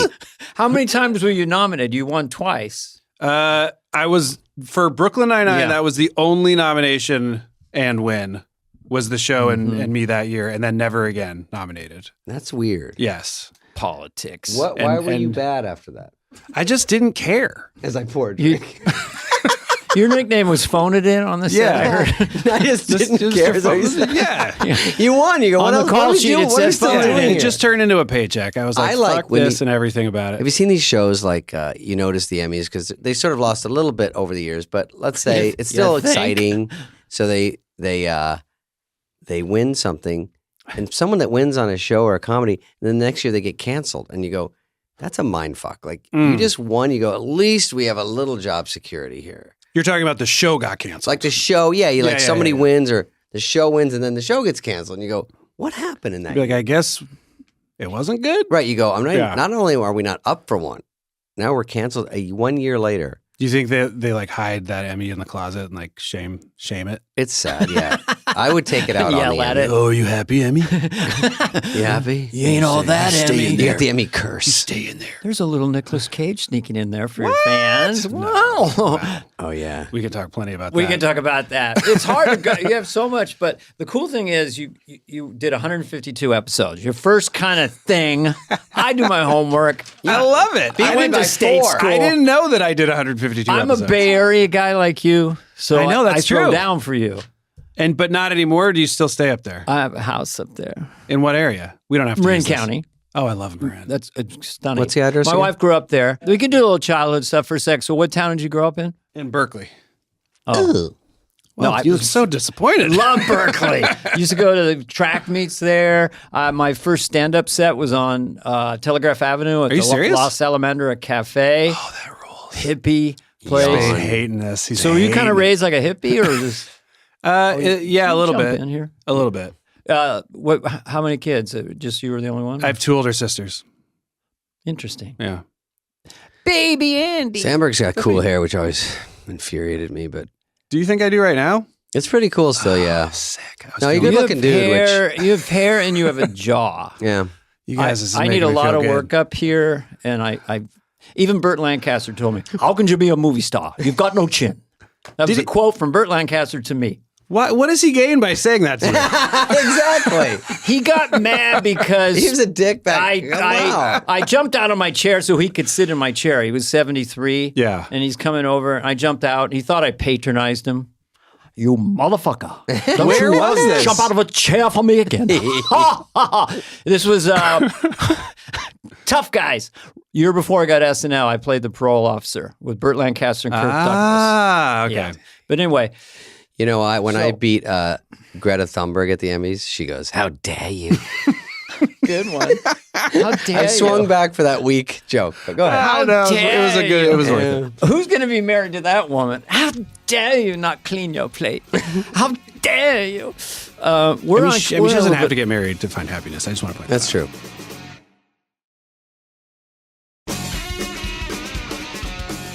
Did you have it like an artistic childhood, and was there stuff going on in the house with your mom and dad, or how did you and your 8th grade buddies get so into comedy? We just were. I don't know. You just met these guys like soulmates, right? And yeah, actually, I just found a letter I wrote myself. It was like a 3rd grade exercise when I was 8, where they're like, write a letter to yourself what you think you'll be in 20 years. My mom just sent this to me.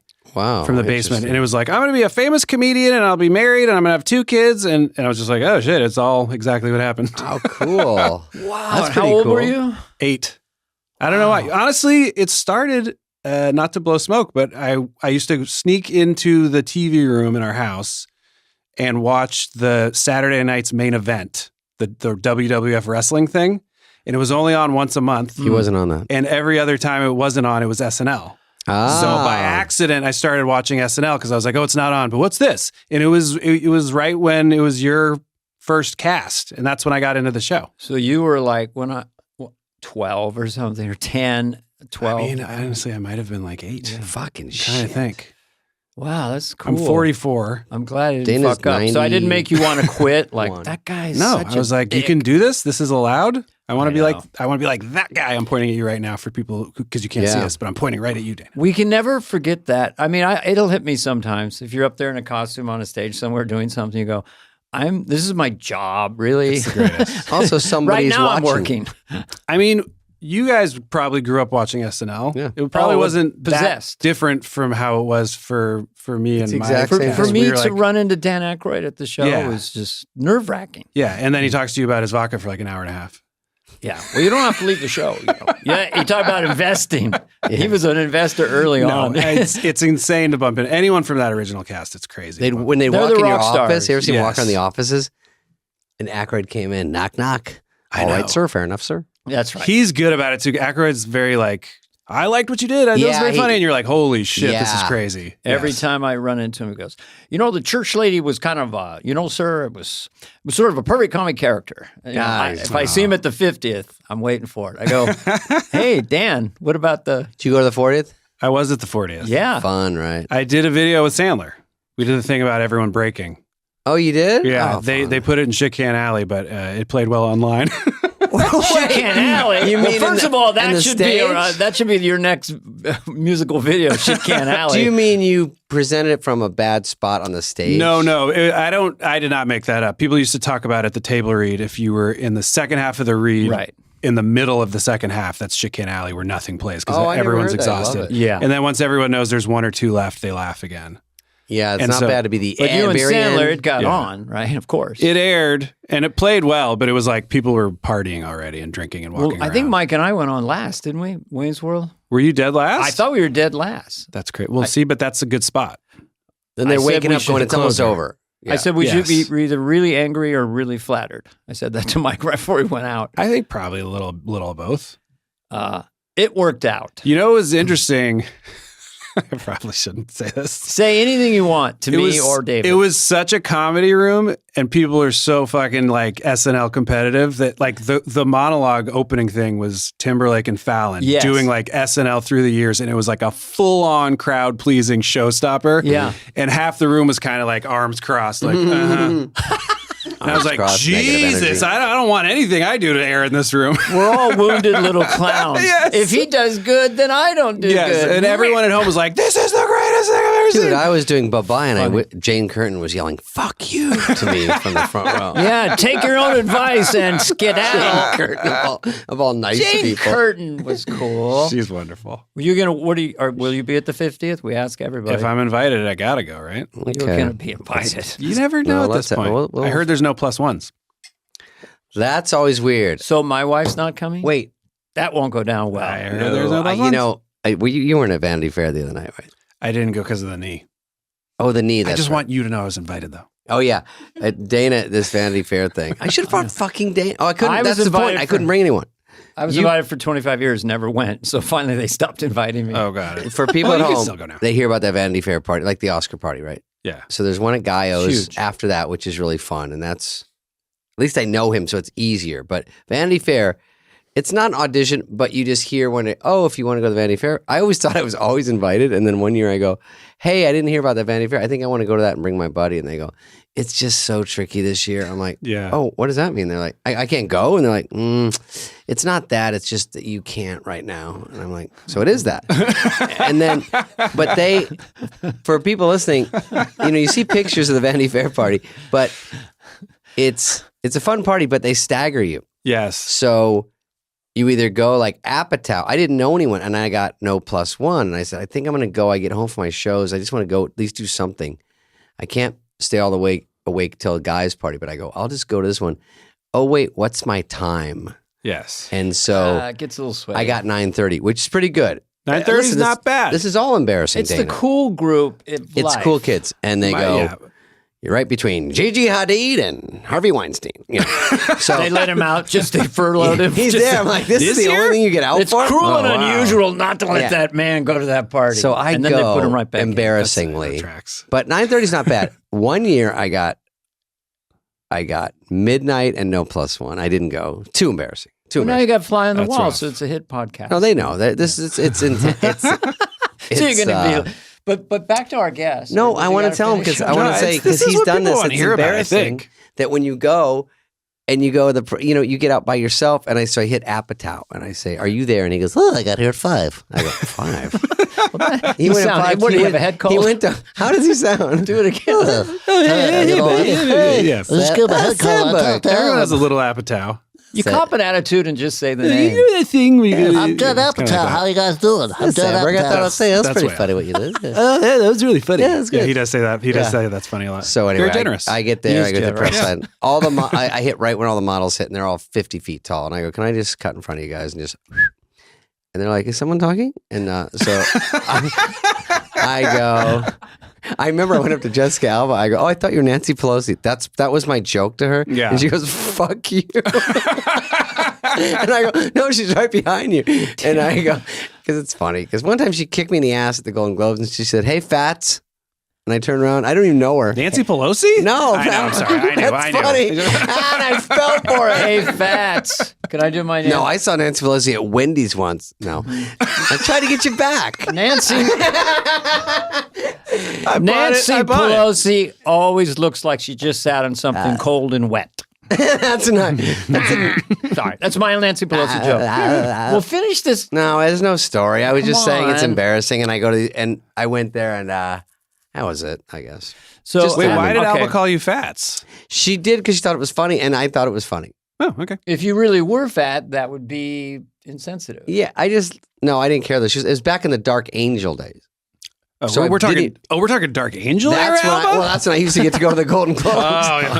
So this time, We're talking that? I was just getting her back because sometimes if I see her, she says something like that. So Understood. You guys have kind of like a. she was funny, yeah. So You have carpet rapport. It was nothing mean. It was just being stupid. Carpet rapport. You're That right. is a thing that if you go to a lot of award shows and award show parties, you do start having like award season friends that you only see at events. And it's a very strange phenomenon. You're like, hey, but then and you never see them again. you're never like, we should exchange numbers. You want to hear something weird No, for you 10 just see them at the seconds? next Just see party. them at that. I went in 91, I think, because of Wayne's World. So I look over, I say, I think it's Juliette Lewis. We'll put it in later. Hey, thanks. Pretty on. I see Juliette Lewis and Brad Pitt. I think it was her. Oh, when they were dating, yeah. I see them off the side, and I can see that they're talking to each other, whether they should come over and talk to me. Oh, that's like nice. nervously Nice. coming over. And did they? Mm-hmm. I go, we're just going to leave now. And he goes, that's a good plan. Like that plan. Let's face it, man. I'm a goddamn has-been. Sorry. Once Upon a Time in Hollywood. Yeah, I've seen it. Oh, yeah. That was Brad Pitt. Really good. 11 You were times. in that, right? Yeah, neither. No. 11 times. What I'm interested in right now Say hello to your about this mother for me. podcast, I'm interested in Andy and his Yes. buddies. They make their thing, and then they come to SNL, and your first boom, and then you did come up with Lazy Sunday at SNL. Yeah. So walk me through that process. You meet Lauren, you tell him, what was your first meeting with Lauren or the writers? What was that Well, vibe? we got the show actually because we were writing on the MTV Movie Awards and Fallon hosted. So I do owe a great deal to Fallon. Hey, we're doing that. Oh my God, what's up, man? I know, he's awesome. We love him. I did him in my audition because I knew he did Sandler in his, and it was very winky. Oh, wow. What was your take on Fallon? It was Jimmy Fallon at a funeral. It's like, oh my God, it's so sad, right? Oh, I'm so sad. Oh, what a tragedy. Anyway, here's the next album. I just took him to the nth. Was like, but yeah, he's yes, he was great, and he was super great to us, and we got some stuff in the show, and he and Higgins and Shoemaker were there for people who don't Steve know, Higgins. who were SNL producers and a bunch of the writers, and we kind of hit it off with everybody. So they were like, "You guys should audition." So how did you audition? Yeah, what do you do? Were you Andy Samberg or with your buddies or? I did it solo, and I had been doing stand up for like 5 or 6 years, 7 years. Really? On and I off. didn't know that. Yeah. Where were you playing mostly? Well, I started off, I was going to NYU for a couple of years, and I started doing just bringer shows in New York. So like Cellar and Boston Comedy Club when it was called that, and Gotham, all those kinds of places. And then I moved out here, and like the best I ever got to was doing a couple of shows here and there at the Improv. And then I did Premium Blend on Comedy Central. That was kind of the high watermark for me. Yeah, the stand-up. Okay. But so I did some of that stuff, and then they were like, but you need characters and impressions. And I was like, I don't have. So you didn't really? Not really. We just made up a bunch of shit like the weeks leading up to it. And those guys helped me, Keeve and Yorm. And it went well. So they said, you need to come back. And then they also had Yorm audition, and Keeve did a meeting with Lauren, and we all submitted a writing packet together. All three writing. Yeah. And you got the feature performer. Yeah. And then they got hired as writers. Like, it was a crazy dream where all of a sudden but we were I'll like, have 3 of you guys to get on is very Well, to come in with your bonkers. buddies from 8th grade, and now we're all on Saturday Night Live. And we had already been, I mean, we'd known each other a long time, so we had shorthand and we trusted each other. But it was also like we had spent the last 5 years in LA making stuff. So we had kind of a rhythm of what we were doing already. And a TV show on YouTube, basically. Kind of, yeah. I mean, people didn't really know about it the same way they do now, but it was the same thing in that we had gotten a lot of the bad stuff out of our system. Well, you had to practice. Well, the thing is that, and for young people today, it just, I say, well, just do a YouTube channel, do this and that. And then you get 2 views or 5. And then you read about someone else with, Rihanna has 500 million. And to keep yourself going, you guys obviously just loved it, even though it wasn't getting tremendous traction. No, it was also just a different time. Like YouTube really didn't exist yet when we were doing it. So you didn't have that compare and despair thing. For us, it was like, let's just make stuff until we feel like we're good and it'll work itself out one way or another. But we never thought we'd get SNL. That was like my big only dream. And I was just like, Fallon saw something. I even went and like did the Groundlings like intro audition for the classes and stuff and just tanked it. I just wanted it too bad, I was like, my brain went in a million different places. Isn't that the tough part of show is try not to try, because whenever you push, it never works, and yet you want to be present. It's trying to catch the wind. It's always there, but isn't it great when you're in the pocket and you don't give a fuck? Yeah. Like by year, I don't know, what year did you kind of go, I'm not nervous on stage, I'm relaxed? Was it right away, or was it? No. It took me like, I think 80 shows. I think it was probably by like year 4 or 5. Yeah. It's once you feel like you're not going to get fired. Yeah. I think is truly it. And then you get genuinely loose, and then people relax because you're relaxed. Did you get picked up every year where it was like pretty much on? Because I had to go home in May, and he wouldn't decide. Yeah, so you guys had a crazy stretch. I had to check out of my apartment. I had to get out, and then because the old guys, my team didn't leave. I stayed until '93. Yeah. So you overlapped, and that was a reason. But once we all cleared out, I think David had a pretty hot 2 years. Yeah. When you guys were all there at the same time, like the 2 different generations, we were, and you look at it, it's so rare in the history of the show where you look at both generations and it's fucking stacked in both. Yeah. That's the craziest part to me about when you guys were all 90 to 93. That I feel like that was the most loaded, because we had David and Farley and Sandler and Chris Rock, and they're coming up and doing stuff. Adam's getting the guitar, he's going. And then we had Phil Hartman and myself and Mike Myers. Yeah. That's Dennis a lot of people making shit that like ended up on a t-shirt, Yeah. Well, we talked with Lauren about that, and it was like, if it's a team, you've got this guy can start or this guy can start. So we had Toonces the Cat, even with Jack Handy. Throwing Toonces. But, even just like throwing deep thoughts. Yeah. Which was a constant on the show and super funny. That always was. And Mike would throw down a Sprockets or Wayne's World. You know, Sandler would do Opera Man. It went, it got greatest hits every show practically. But anyway, enough about that era. This is called Dana and David. No, I love it. So I want to hear, if we can, tactily. You go in to Rockefeller Center. Yes. What are you feeling? And do you have a private meeting with Lorne or with the three of you or what? You mean when I got hired? When you got hired, first time you went and talked to Lorne. They had me and Bill fly out. Bill Hader? Yes, sorry. Me and Bill Hader to fly out to, I'm told to meet with Lorne. Be like, you auditioned twice. They're interested. They want you to come meet with Lorne. Me and Bill sit next to each other on a flight from LA to New York. Marcy Klein had already told him that me and him got the show. Oh, wow. Cool. No one told me. And Bill, bless his heart, pretended the entire flight that he didn't know, so he didn't be the one to tell me. He wanted me to have like my moment where I got to actually find out. That's nice. So he makes fun of me now because we talk all the time. He's like, you were like, oh man, I wonder if we're going to get it. Fucking idiot. I knew.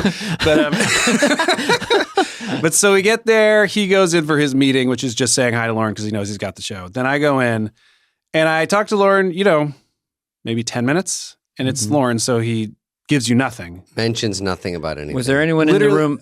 No, just me and him. He never stands up and leans over the table and goes, congratulations, you've got the job. Literally, I think a cigar. Or here. It's not like a real job. If you want. Now, you must do a Lorne impression. It doesn't matter how good it is. It's not good, but it's basically him being like, so do you think you'd be willing to cut your hair?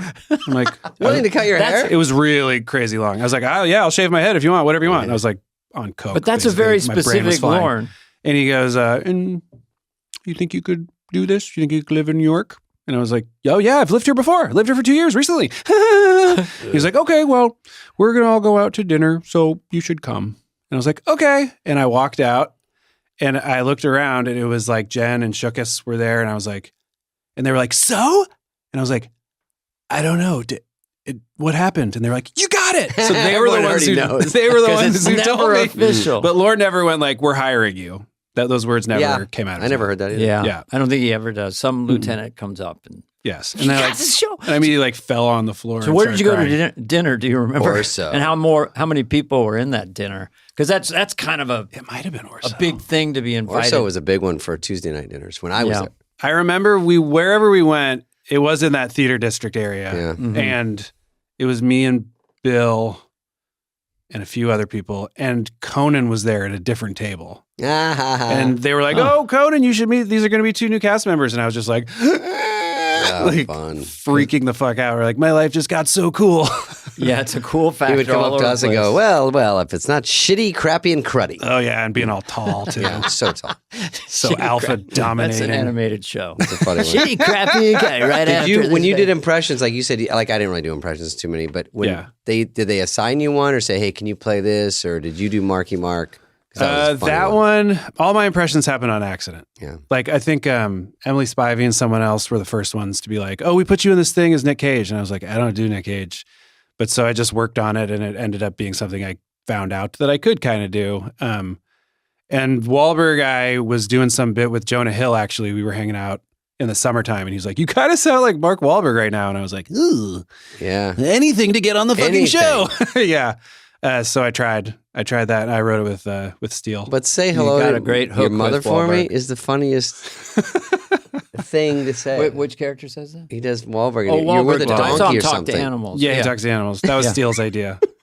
But you found that rhythm, that hook, that it's funny. Like, obviously, you're one of the greatest of all time at the impressions, and like I'm close with people also who are like Wig and Fred and Bill. I mean, it's a whole other skill set, and I've never considered myself good at it, but there's like a few times in my life where I have found it, and I'm like, oh, this must be what it's like for them all the time. Though, yeah, like it is really fun to do it, hard. And it becomes its own language and it becomes its own character.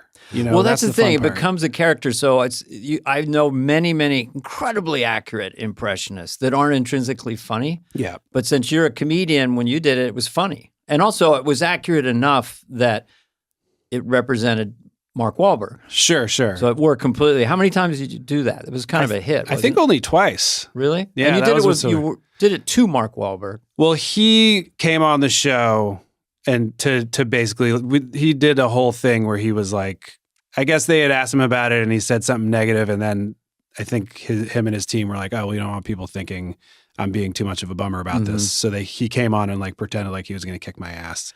Yes. And it was very pleasant. It was totally fine. It was the episode that Palin was on too. It was a crazy episode. Oh, big one. That's a score. Yeah, your time was pretty heady, with that election year and your bandmates, so to speak. It was it was interesting for us. Every election, we were there for 2 election years, I think. And our joke was always like, oh, well, we're not going to have anything on the show this year because it became so political. Yeah. And we just didn't really engage with that. We just wanted to make goofy shit. But now I think for everyone who works there now, that's just every year. It's just nonstop. Politics, you mean? Mm-hmm. Like it always has to be like about something and saying something and addressing what's happening.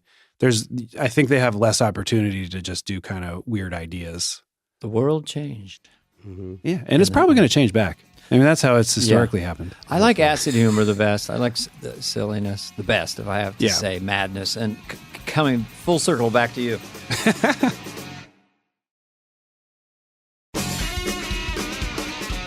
So, Lazy Sunday and the Princess at Narnia, like, are you writing that when it's coming together? I'm just curious, like, that's your first SNL? Is that the first one or not the first one? That was the second one. We had made one short that aired before that called Lettuce, which was Bomb. No, I'm kidding. Hey, come on. Hey, David, that's kind of mean. No, he's the one that He's said. our guest. What are you talking about? No, he said but that was as part of SNL, not a pre-SNL. No, it aired on SNL. Okay. It was a Will Forte idea that we did with him, and we shot it on like a home camera, and it aired. And we were like, holy shit, that aired. And then Lazy Sunday was the second one that aired. But that wasn't until the Christmas episode of our first season. Did you show it to Lauren when you got it completely finished? No, I think the first time he saw it, I think was at Dress. And I assume you guys knew you had a hit with that. No. It felt irresistible to me. But. Once it aired, we were like, oh shit, I think people really liked it. The crowd liked it. Yeah. It was a new feeling. And you came out real hot. I don't really remember your beginning part, but I just remember thank you knowing that you were there and you were good. No, it was wormed in over time. We had been there up till Christmas to that point, and we had gotten stuff on and we were getting along with everybody, but we weren't like, we're killing this, blowing up, So for us, it was still the mentality of, oh, it's going to air. Yeah. Like it was that. Yeah. It was still that early. Yeah, like, you don't want to jinx it. I think it's going to air. And then the crazy thing that happened with Lazy Sunday was what you brought up, was it all of a sudden became a news item because everyone was like, there's a website called YouTube. And then every article about it was a picture of me and Parnell. Yes, you kind of represented YouTube in a way. When you do this, do you say, does Shoemaker or someone say, you should put a cast member in it with you? Or was that your idea? What do you mean? Like it's you and Chris Parnell. Oh, yeah. Well, in the beginning, Keevan Yorm shot one that was an idea that we all had when I was in LA for an off week taking generals. Yeah. Time well spent. Take those generals. General meeting. Yeah. And they're just generals now? I came back and they had made something and I was like, oh shit, it's that idea. It's so funny. And we showed it to Shoemaker and Higgins and they were like, you guys just went and made this? And we're like, yeah. And they're like, do stuff like this for the show, but put the cast in it. That was literally what they said. Yeah. And they'd say put the cast in it because you're too new. So did Parnell, did you have to coach him at all? Because like if someone cast me in that, I don't know how you're double tracking to get, because it sounds like real rap. All of your stuff does to me. Right. Like, yeah. So what do you double track? You put effects on it. Just has this muscularity. Yeah. We had been making songs for fun. And we had shot a few music videos for them. That was like something we had sort of started doing before SNL. And we were like, oh yeah, we could try a song here. That might be fun. And we knew Parnell, quote unquote, rapped or frapped as we call it, fake rapping, because he used to do it on Update. Like he did a thing, I think like Britney Spears one week was the musical guest, and he like did a rap dedicated to Britney Spears that we thought was super funny. And what a score for him to be in that though. Yeah, but it was also awesome for us because he was fucking hilarious. Yeah, like as soon as it starts, you're like, oh my God, Parnell is so in. He dedicates his brain to it. Like him and Forte both have that weird like gene of a performer where like they will never break no matter what. Like they're so in it. They're really serious. Forte is there's like a slight psychosis to it that makes you laugh so hard because you can tell they're actually lunatics deep down and you love it. There's something a little different. Something's wrong. Yes. And Forte had his own lane. He did some brilliant, just only he could do. I would say he probably, of everyone, and this is saying a lot because I loved almost everyone I worked with there, at the table, he was the person I was always the most excited to see what he was going to do because it was always so weird. He was so weird. Yeah. I remember the potato chip one where he came potato in chips an all-timer. I told him back then, and he goes, "You saw the potato chip one? I just watched it one night on television." And I go, "Yeah." I goes, comedians, we know where all the tricks are. We know, but to get surprised by another comedian and the commitment, then you have to just commit. But and you give Lauren credit for seeing a weird bit and it even bombs miserably, and he goes, "Put it on." Yeah, and it takes balls to go, we're teaching the audience this is funny. We're not saying, "Oh, it didn't do as good." You just go, "No, this is Lauren what should be out there." Has that gear on? Can I Wayne's World Story? Yeah. When I sometimes do stuff that I don't explain. So anyway, I was doing Garth's making a mechanical hand. Hope you've seen the movie. But in my mind, the mechanical hand is going to strangle Rob Lowe. Yes. So Rob Lowe comes in before it's finished, so then I beat the shit out of it. So it's laying there at the previews. And I kind of liked it because it was my shtick, but I'm like, okay, I get it. You guys want to. And Lauren's like, it's one of those things, like 20 years from now, you're like glad it's there. Yeah. We kept it. So Lauren does have that quirky side to him. Isn't that We Fear Change? It's that moment, right? Yeah. We Fear Change. I know the film. God, I love that. What about how do you react to people coming up to you the way you would have come up to someone else? Like to come up to you guys? I can't believe I'm meeting Andy Samberg, that at the airport or whatever, and they're usually very sweet and stuff. It's an out-of-body experience, isn't it? It's trippy. I mean, the first time it happens, you're like, fuck it, I did it, Yeah. And then, I don't know, I always just think about, and I truly, like, you guys are on this list. When I was a teenager or in my early 20s, if I saw someone from SNL in real life, I would lose my shit. So I try to always remember that I felt like that, and the idea that somebody could feel that way about me is super exciting. I never quite hits you the same way, though. Like, when I see Aykroyd or I saw Dana, those guys, it's never the same as when people see me. I go, that's not that exciting. When they saw me, but I go, I see these guys. You know what I mean? Yeah, but you got to remember, like, when it's whatever. Everyone says this about SNL, right? It's like when kids and teens are a certain age, that cast you're in that pocket is their cast, and it means way more to them than even the original cast, which feels impossible to us. Movies too. When you 12 grew up on and 13, movies, yeah, you've seen Aykroyd after Blues Brothers and shit, and you go, yeah, oh my God. But dude, Wayne's World and Tommy Boy are those for me.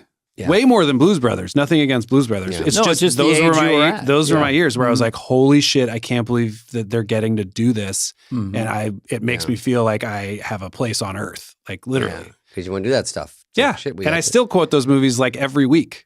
Yeah, that's nice. I can believe you remember We Fear Change. Yeah, dude. Did Garth say that? Garth said that. We fear change. We fear change. Yeah. And then what about this pop star movie? Oh yeah. I think I told that whole Vanity Fair story because Bieber was there. I think that's what I was leading up to. Is that right? And he was wearing a blanket. Remember that? He's wearing a poncho. Did you see that? I wasn't there. Let's look at a clip. Let's go to the phones. Bieber, but it wasn't really a Bieber parody, but they marketed it as a Bieber parody. I like Bieber as well. Yeah. And we met him a bunch of times at SNL.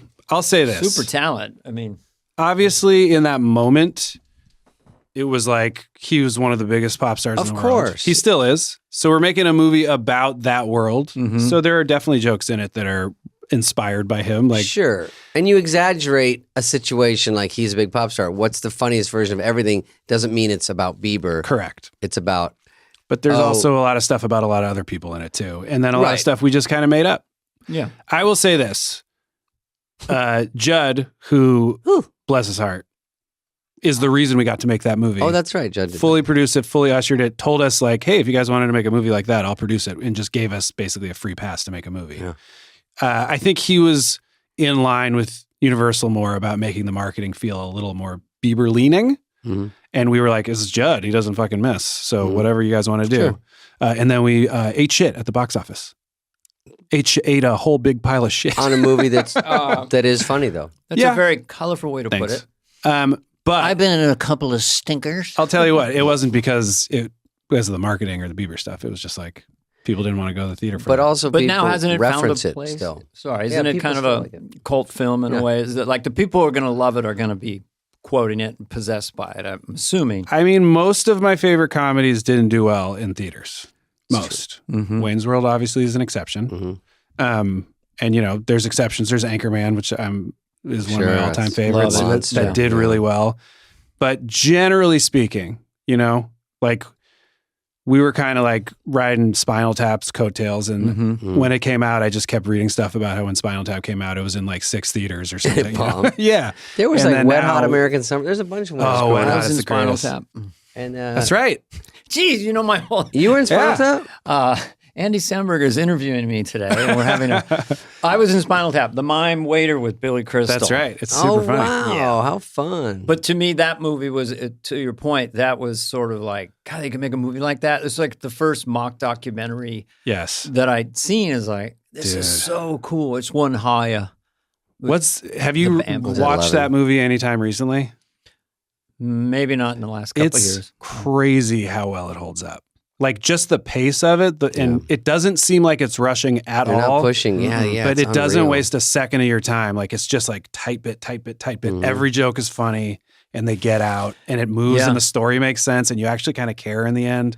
Kevin Pollak and I talked like Christopher Guest for like 3 years. Every time we talked, and we actually played blackjack at Harrah's. We were playing. And we just did it going, talk like this. Well, I'll give you, I'm supposed to take your card. You want me to take your card? And try to do it is real enough that they maybe believe it. Sorry. When I did Coneheads, put the applause. Thank you. Coneheads, with David Michael Spade. McKean, I'd ask him about Spinal Tap. And Coneheads, after it came out, was probably better than Spinal Tap. Anyway.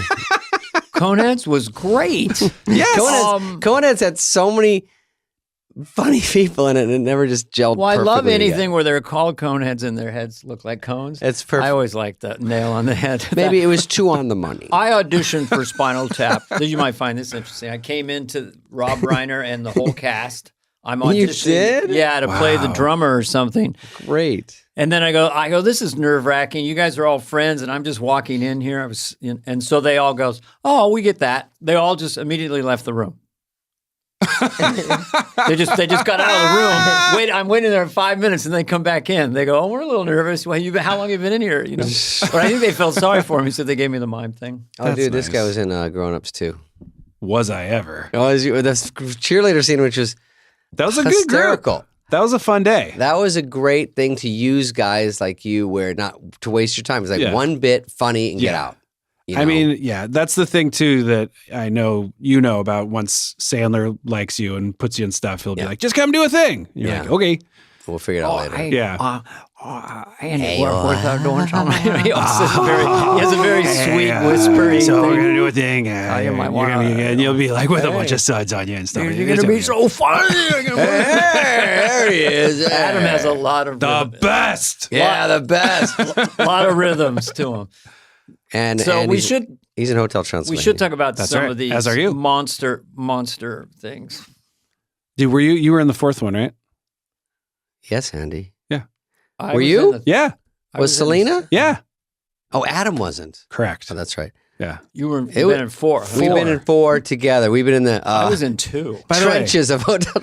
By the way, that is like the true like business joy of when Sandler likes you. Oh my God. He called me Keeps after giving. we did That's My Boy, and he called me after that, was like, "Hey, we're doing this animated thing, and there's a goofy guy. He's the only human, and you're going to be that guy." And I was like, "Okay, thanks, Sandman."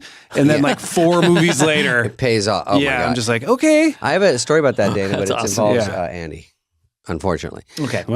You have the floor. On Hotel Transylvania. So do you remember this? The first table read at Sony. Yeah. And Amy Pascal was there. Yeah. And it wasn't Selena. Who was Mavis? I truly have no idea. Miley Cyrus. Whoa, really? And she was a half hour late. And it was me, Sandler, you. Everyone was there waiting. Yeah. And they're like, and then it was dead silent because Amy is the president of Sony. Comes in. Okay, we got a call. She's on the 405. She's getting off at Sawtell. Everyone's like, oh my God, that's she's so still intense. not here. And it was like, she comes in, hey, sorry. And then sits down, rifles through the script. Like, I don't know if it's a cold read. I was like, first of all, I love Miley Cyrus. First of all, she's a great singer. She's unbelievable. I just saw her do Like a Prayer live with her cowboy hat on. She's a great singer. This was just an off thing because she did the table read and the movie obviously went fine, but they got Selena. I don't remember that. Right after. And that's so weird. I don't know if Miley decided not to do it or it just was not a perfect fit, but Selena's obviously unbelievable and great. And she was, I only met her twice along the way because we don't do that much. We don't shoot them all together. I mean, I've never been in the room with her for anything but press. But we do all the. I know we did press. Yeah, we do all the press together, and it's like, hey, this is fun. Yeah, this is went to, a bunch of nice people. Cancun, didn't we go somewhere for the? Yes, dude, that was crazy. The Sony retreat. That was nuts. And then my wife and I were like, oh, we're gonna go to Tulum. Yeah, we're already here. Yeah, you're in Mexico. Go ahead, Dana. Oh, I just wanted to because I know we have our producer. Craig Holson gave us a list. A super fan, the huge, obviously, Dick in a Box. We can't get through all of them, but Dick in a Box. These are the with biggies. Justin. Also, Dancing with Beyonce. Oh yeah, Single with Ladies. Bobby Moynihan. Single Ladies. So if you want to talk about those quickly, I mean, Dick in a Box. You have to go to Beyonce, or does Marcy, or does someone go to her? We wrote it. Me and Bobby, I think. I might be getting that wrong, but I think that was it. And I think we knew Justin was around and could do it. And then I think it was Justin that went and talked to Beyonce about it because we were like, well, he's very famous and she's very famous. Yeah. So that would probably go better. She'll see his DM. And also like, it's him being like, I'm going to be in a leotard. Like we're celebrating you, whatever it is. But she was delightful. She's such a sweet, wonderful person in my limited interaction with her. Yeah. But that one was fun because we just were like, "There's no way people are going to be mad at this." It's too funny. It's great, and she rolls with it, and it's all, and having her in it, and yes, and then that's probably a blow up on video. Also, her doing that song, like her performance of that song that night on the show, is one of the most incredible performances. It's hard. I mean, yes, and they're in like giant heels and just fucking destroying. Like her and Prince, I think, are the two people in my time there where I was like, I don't understand what's happening right now. It's so impressive. She seems like a very hard worker from like early age of like busting up and gives 100% in every performance. She's a killer. That song, Check on It, she has so many words in it. There's a couple songs where I go, how does she, I mean, to do a whole concert, and she has so much to do and dance and sing and costume. Her last album's incredible. And everyone's in love with her. Yeah. And then, Dick in a Box. Beyonce, if you'd ever like to come on the podcast, you're always welcome. And obviously, everyone likes you here. Go ahead. Yeah. Dick in a Box. Dick in a Box, it was fine. We just kind of threw it together. Any problems with But that was the first one that went kind of sexual or R, right? Or that hard. Because Dick in a Box was like on the edge, right? Did censor. We did the one with Natalie Portman at the end of the Mother Lovers? of the previous year, and it was filthy, but it was all bleeped. But that was all her. Oh, it was all bleeped. That was all her. What is people it? really like that one. What was too. that one? It was just her rapping real filthy. Basically, she like loved Lil' Kim and told us she wanted to do one, and we were like, okay, How great. yeah, And you have bleeped someone all like her. all the words out. yeah, a lot of bleeps. I mean, that was the fun of getting to do so much pre-tape. As we ended up, there was not a lot of bleeps before us. I don't think. When you do Dick in a Box to the audience, it says Dick in a Box. No, I think it was bleeped in. Oh in no, the room. really? Yeah. Even for the Because it's live. Oh yeah. So what part is bleeped? The word dick. Yeah, Dana. Yeah. So you can't say dick. Okay. You can say But- box. Well, couldn't they have just Interesting bleeped you bring box? this up, Because though, then it would have Dana. been a dick and you wouldn't know what it meant. It could be Dick Wilson. Well, Could be we- dick in your pants, like a medical thing. Two things about the bleeps. We were told that because it was bleeped, people thought it was cock. Cock in a Even box. dirtier, really. Right? Yes, and it sounds much worse musically. And then a few years later, we aired the song Jizz in My Pants with no bleeps and no anything. But what's jizz? I don't know. Why would I it still be in don't your know. pants? Yeah. I'm told someday I'll find out. But that one, it had to air after 12:15 or something. Like it was like at the very end of the show. Huh. And I think whoever was running NBC at the time, was maybe like Jeff Zucker or somebody, came down to the show and like they had a whole conversation about it. Interesting. Basically, we brought it in because we had already started doing albums at that point. It was from our first album. And we were like, hey, we have this video. Maybe we could just play it at Dress and see how it goes. Mm-hmm. And then it was like, ooh, it went well. And Lauren was like, so we should air it. And they're like, but can we? And we're like, we have a censored version, which does exist where instead of jizz, you just hear variations of us going, it's a lot sillier, but not as funny. You could have a dick in a box and also jizz in the box. You could. With the dick. Say more about that. Well, I'm going to show you a chart how that could work. You're on, Spade. Where would you hold the box? You know, the drawing. I guess depends on your age. Dick in a box was revolutionary, but also I'm on a boat is so dry and silly. It is dry as a bone. I'm on a boat. There's nothing to it but that one idea. What are you doing on the boat? I'm on a boat. It's just rich people being on boats, just being on boats. There were a lot of videos at that time where the concept of the video was just they were on a boat and they were doing their song on a boat. Rich and we're doing good. Yeah. T-Pain was a great addition. It's always best. fun when you just throw someone in that out of the blue.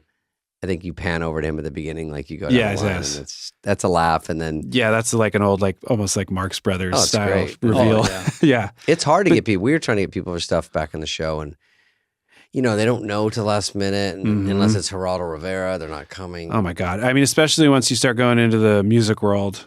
Like they're on their own schedule. Everybody in music does whatever they feel like. So I go, what about Steve Martin? And he goes, what about Geraldo Rivera? And I go, well, and he goes, he's circling the building. Anytime you say, what do you do it? He's circling the building. That was Lauren's best joke. I've stolen that one. What about Geraldo? Well, Geraldo was the one that was always circling. That we could Lauren will do that sometimes where he's just like, so-and-so is here, so put them in it. And you're like, okie doke. Steve's coming. Yeah. We did a Laser Cats and it opens with him having dinner with Senator Dodd. Oh, wow. And we were like, yeah, that was definitely who we were thinking for this. Senator Dodd. Yeah, he was around. I think Chris Farley picked him up and threw him around at a party. He had Steve come in a Hollywood Minute and stand behind me and just listen to it and sip a drink. Oh, my God. And he goes, I want a drink and I want to sip it with a straw. And we're like, okay. Fuck, I love Hollywood. And then he just stood behind me. Steve Martin, my fucking hero. Like, did he say anything after? At the end, he goes, I did a joke about him. I go, he's in a new movie where he thinks he's cool. Hey, I have my shirt open. I'm Matt Dillon. And then he's standing behind me and then he taps me and I go, oh. And then he tells me to leave. And then he sits down and does some jokes. And are they about you or just whatever? He made fun of me. Yeah. But you gotta. That's the deal. Have a sense of humor about yourself. I sort of embarrassed because I didn't love it. Thanks, Andy. I wanted more for Steve. I love him. We're Bay guys. We get it.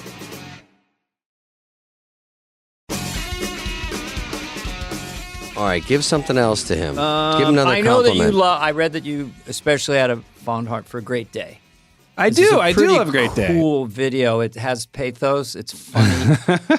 Because you want to have a great day, but he's got Coke all over his mouth. Yeah. Right? Of my own works. Thank you for bringing up my own works. Ooh, I am proud of that one. It came together nice. Yeah. I think it has it steps outside all the other ones. It's just so different. The neighborhood and it's all beautiful. Yes, and it's a different kind of song for us. It was more musical style. We shot down on Commerce, which is like my favorite street in Manhattan. Made it utopian.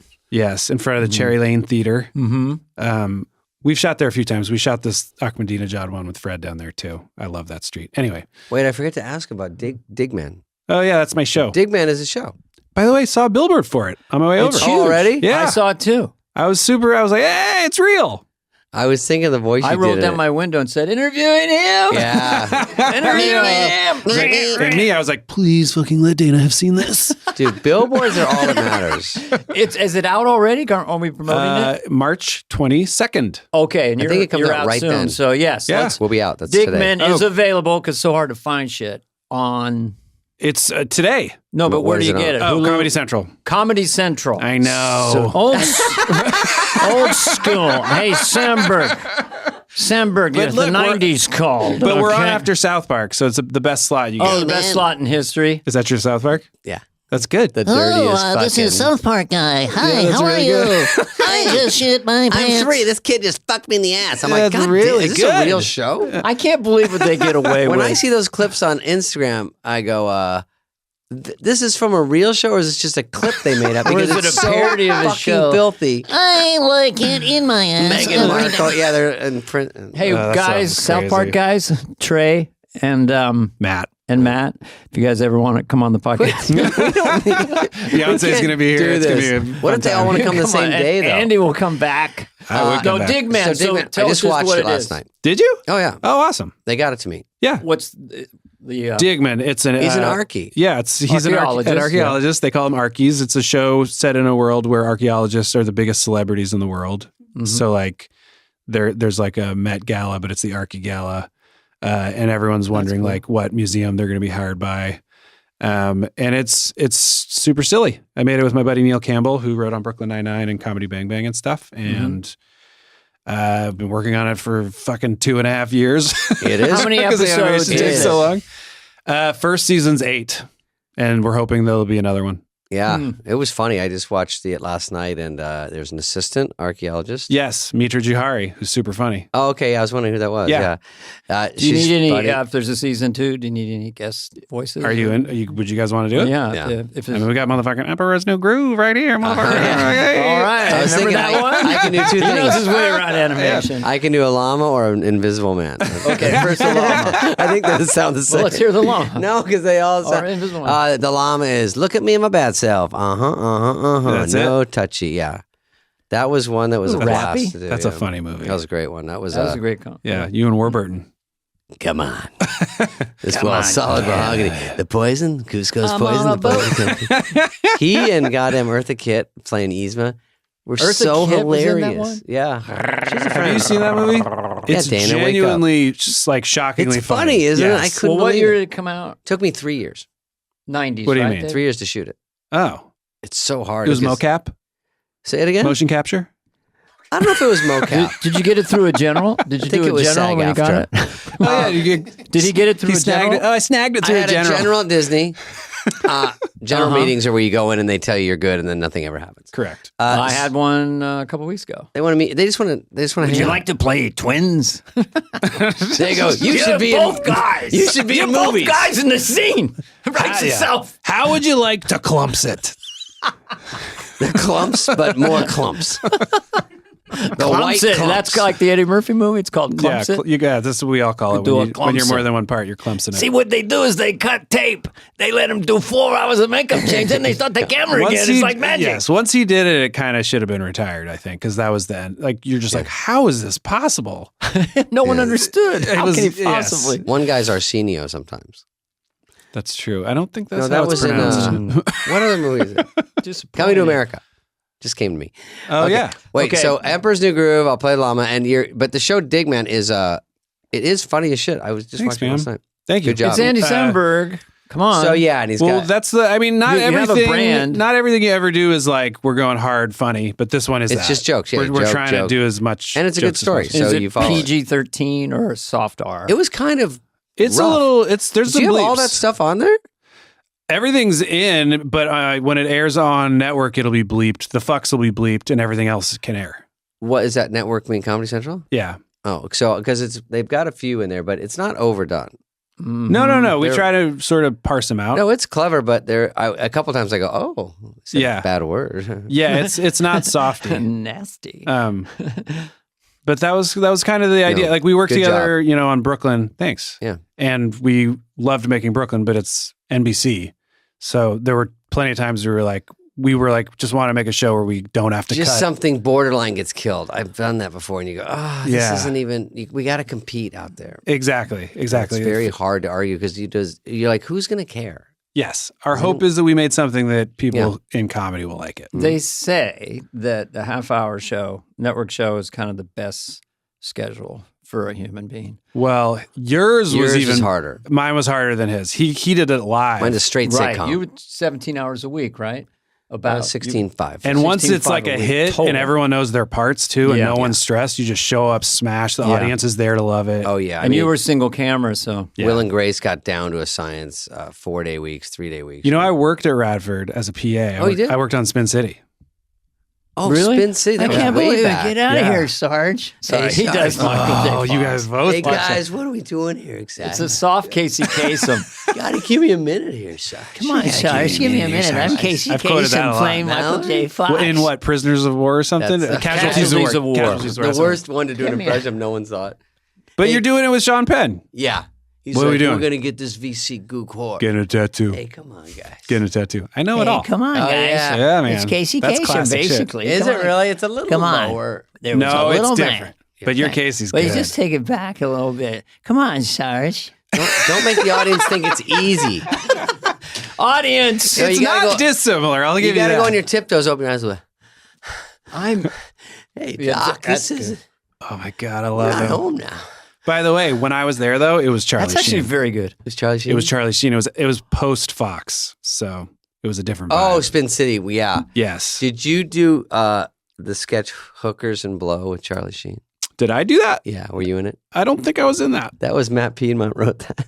It was a body shop called Hookers and Blow, spelled differently, and it was Charlie Sheen was the pitch man. Oh my God! And it aired. Yeah, Who played Charlie Sheen? he did. Oh, he did When it he himself. hosted, yeah. Got it.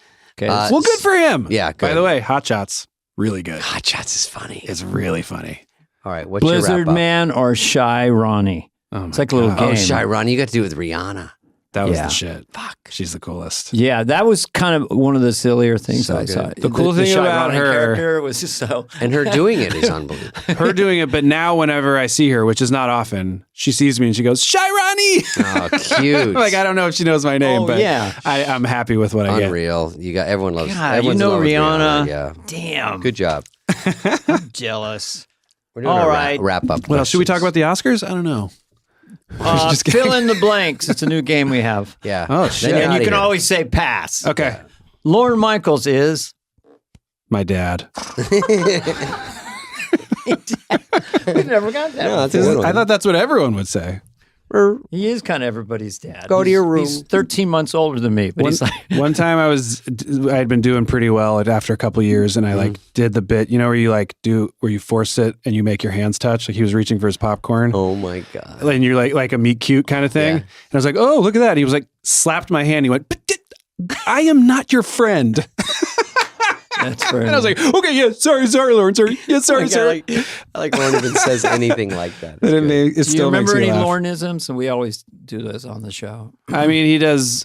The value of water. Everyone knows that one. Yeah, I mean, he always starts things. It's that thing, because it's like that thing. And like, yeah. it's like, it'd be better if it was like funny. It'd be like a really, really good show. It helps if my bottle. It would help if it was good. Yeah.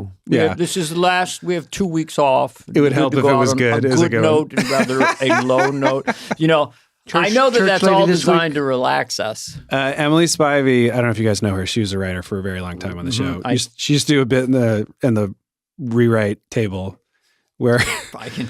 where The rewrite. Is it going to be That R-rated? 18-hour rewrite. no, not day. R-rated, where the phone would ring, or she'd pretend the phone ring, and she'd pick it up and she'd go, "Hello, oh hey Lauren, oh thank you, no I know I worked really hard on it. No, I love you too." Like basically act like he was calling to give her tons of compliments because he never gives them to anybody. He'll always compliment, not when you're really killing a big thing, but like some exit or when you have one line in some Yes. cowboy sketch. By I the thought it way, was breathtaking. The one time he ever said something overtly nice about something I did in front of everybody was a great day. It was the meeting between Dress and Air. He was like, "Can we cut out of that a little faster?" Very funny, by the way. And I was just like, melted to a puddle. And I was like, God, why does he have so much power over us? I know. But, he fucking let it. I'll never forget. Well, he's seen everybody. He's seen Exactly. every American sketch player and every fact he knows thinks you're he knows every move. somewhat equal to all those people that have been there before. Yes. And Believe the me, same room. Andy Samberg was a very, very all right, Andy, I gotta go. player I can't answer any of my own questions anymore about you that I answer them. Okay, fair. Fill in the blank. Yeah. I'm really bugged by bugs. Yeah, that's the right answer. my true. dream job is. I have it. Wow. Yeah. Positivity. It's not a bit. Like I can't believe it. It's like we were Okay, talking finish about. the sentence. I did a Corona commercial with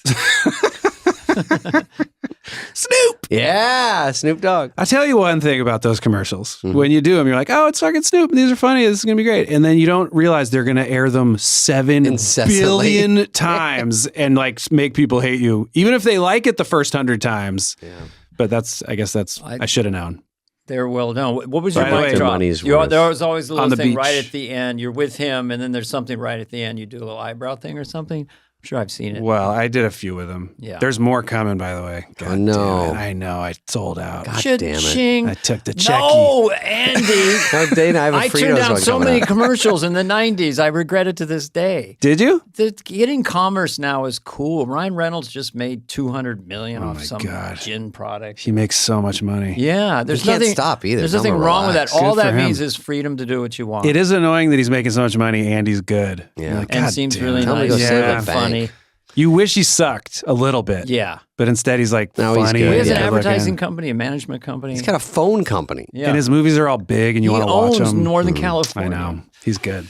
But No, it's a drag. He's the president of the universe. Yeah. oh, this will be you won't want to do you want to do this one. Fred Armisen is Oh, man. that's good. Like it's too much talent. My friend, Yeah. but also so good, so funny. Just makes me smile every time I see He was him on last week, right? Camera. He's Yeah. delightful. Was he on with And by Jenna the way, Ortega? speaking of no pushing, Yeah. like he Never. never ever is sweaty ever, and it's always funny and weird and interesting. Yeah. I could get sweaty sometimes. Oh, but me and Fred you never both. would. Spade never gets sweaty. I'm not too sweaty, right? No, you run it nice and cool, and it's always sharp. I like that It's true. description. Yeah. But you and me, we want it. We I'm out want there. it. Yeah, we can very easily stretch your body time. We're like, I got a skill set. Let me show you, motherfucker. All right, you get one Kristen last one. Wiig is, Also, my friend, and one of the greatest. Yeah. Yeah. yeah, agreed. one of the best. Yeah. When I was doing Regis out there, I was guest hosting and just kind of rehearsing all week. And then she comes in as Kathy Lee with all this stuff. It was like I was Yes. kind of almost starstruck by the meticulous business she had, Yes. her energy, she was hypnotizing this other rhythm. It was really interesting to be around that. She's kind of like Steph Curry of SNL, where you're like, she's super quiet and Yeah. seems kind of just keeping to herself. And then all of a sudden you realize she's been fucking working hard and is an absolute beast. and ready to unleash. And the like, world. as soon as that audience is there, you're like, oh shit, I got to get out of the way. Oh, she has been thinking about this. Is it okay Yeah. to mention your wife is a famous musician? Yeah. I love my wife. Gina Newsom. Joanna. Sorry. That's okay. Went to state school. Joanna Newsom, singer-songwriter, harp player, piano and vocals. I listen to some of it. So Yes. I think that's pretty hip. You're both artists. Yeah. So she understands. She's much cooler than me, obviously, but Yeah, she Yeah. seemed incredibly cool. she's that. We're just, what else? She says hi. Good. She says Yeah. hi. So now, just to wrap it up. So you're Yeah. a dad now, and so that Yeah. whole, your world has changed. And Yes. now you and your wife are going to balance this thing with your work. Yes. Do you have a plan? Or It's is- hard. It's very hard. It is. It's interesting. Like figuring out when to work, when not to, Mhm. when who works when. Where? Yeah. Spade, what do you think? I think you're heading the right direction. That's my general thought. You think you want kids? Yeah. What do you think? I have a daughter and she's here. Not here in the house. That's I true. kicked her out. Yeah. But she's here and we're going to go to the lunch right after this. How old is your Are you- daughter? She's 14. Where are you going to take her? Take her to Beverly Hills, that little diner in the Beverly Hills Hotel. No, we're going to something more grimy. Oh, really? Yeah. In and out. I for can't. her. I don't want her to know that I have any money. just keep it quiet. I keep house renting is a attic. little bit of a giveaway. Oh yeah, this In house. LA, kids just think that's what houses are. I know this house. I'm just kidding. Mm-hmm. You're Andy loaded. Sandberg has been our guest, and he's been very nice. And his leg probably hurts at this point. No, I would do this for another 7 hours. And you're gonna Really? give We us some could deep Vicodins dive on the into way out. how much fun it was to was shoot fun. laser cats. Oh, I do like laser cats. Well, when you see it, you're like, that's just kid stuff. That's so much it fun. was very fun. I like Shy Ronnie. Okay. Okay, this we do our sum up. Yeah. Andy Samberg, one of the all-time greats, Saturday Night Live. What? Revolutionized Saturday Night Live with digital video. Probably has 200 to 300 million hits on away. YouTube between all those videos. Money? No, No, YouTube definitely not views, that. silly Definitely more than that. Also, one of the ones we were talking 55 about. million just for on a boat. I think I'm on a boat has well over 200 million. Okay, so you're close. You're over the new a bad billion. baby. I'm kidding. If I knew this at the beginning of the podcast, I like I to think would of myself as the new Rebecca Black, but thank you. Okay. I would have been nervous if I'd known that stat. But yeah, it's pretty monstrous. All of them are from years ago, by the way. Doesn't matter. Aggregate. I think we have over 1 billion views on our YouTube channel, which I know because what else am I going to do? And you get during paid COVID? $2,900. Look at the views. I Check would. those stats. Yeah. But now there's single songs by pop stars that have like over 2 or 3 billion or something. Yeah. It's- Mr. Lizard has 7 billion hits on his latest song, Shabadoo. No, I'm kidding. I'm trying to think what's Mr. funnier than Lizard. Bad Bunny, Mr. Well, Lizard. we have been trying to get Andy for a while because people ask about, like, there's people they really want to hear from. So Oh, really? it's nice that you... Well, your impact on the show is huge. You're part of the whole story of SNL. Yeah. And so we were very happy to and have there's you. a chunk of time. It's like good to have Andy. You had a lane that no one else had. Well, thanks. I mean, it's very much with Akiva and Yorma too. I always have to mention. 'Cause And we with did your it friends together. who are in a lot of the videos and are really great performers themselves. They Always are. make me laugh.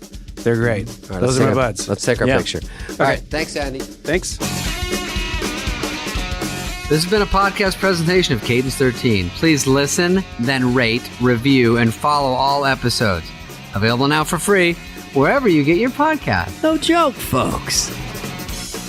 Fly on the Wall has been a presentation of Cadence 13. Executive produced by Dana Carvey and David Spade, Chris Corcoran of Cadence 13, and Charlie Finan of Brillstein Entertainment. The show's lead producer is Greg Holtzman with production and engineering support from Serena Regan and Chris Basil of Cadence 13.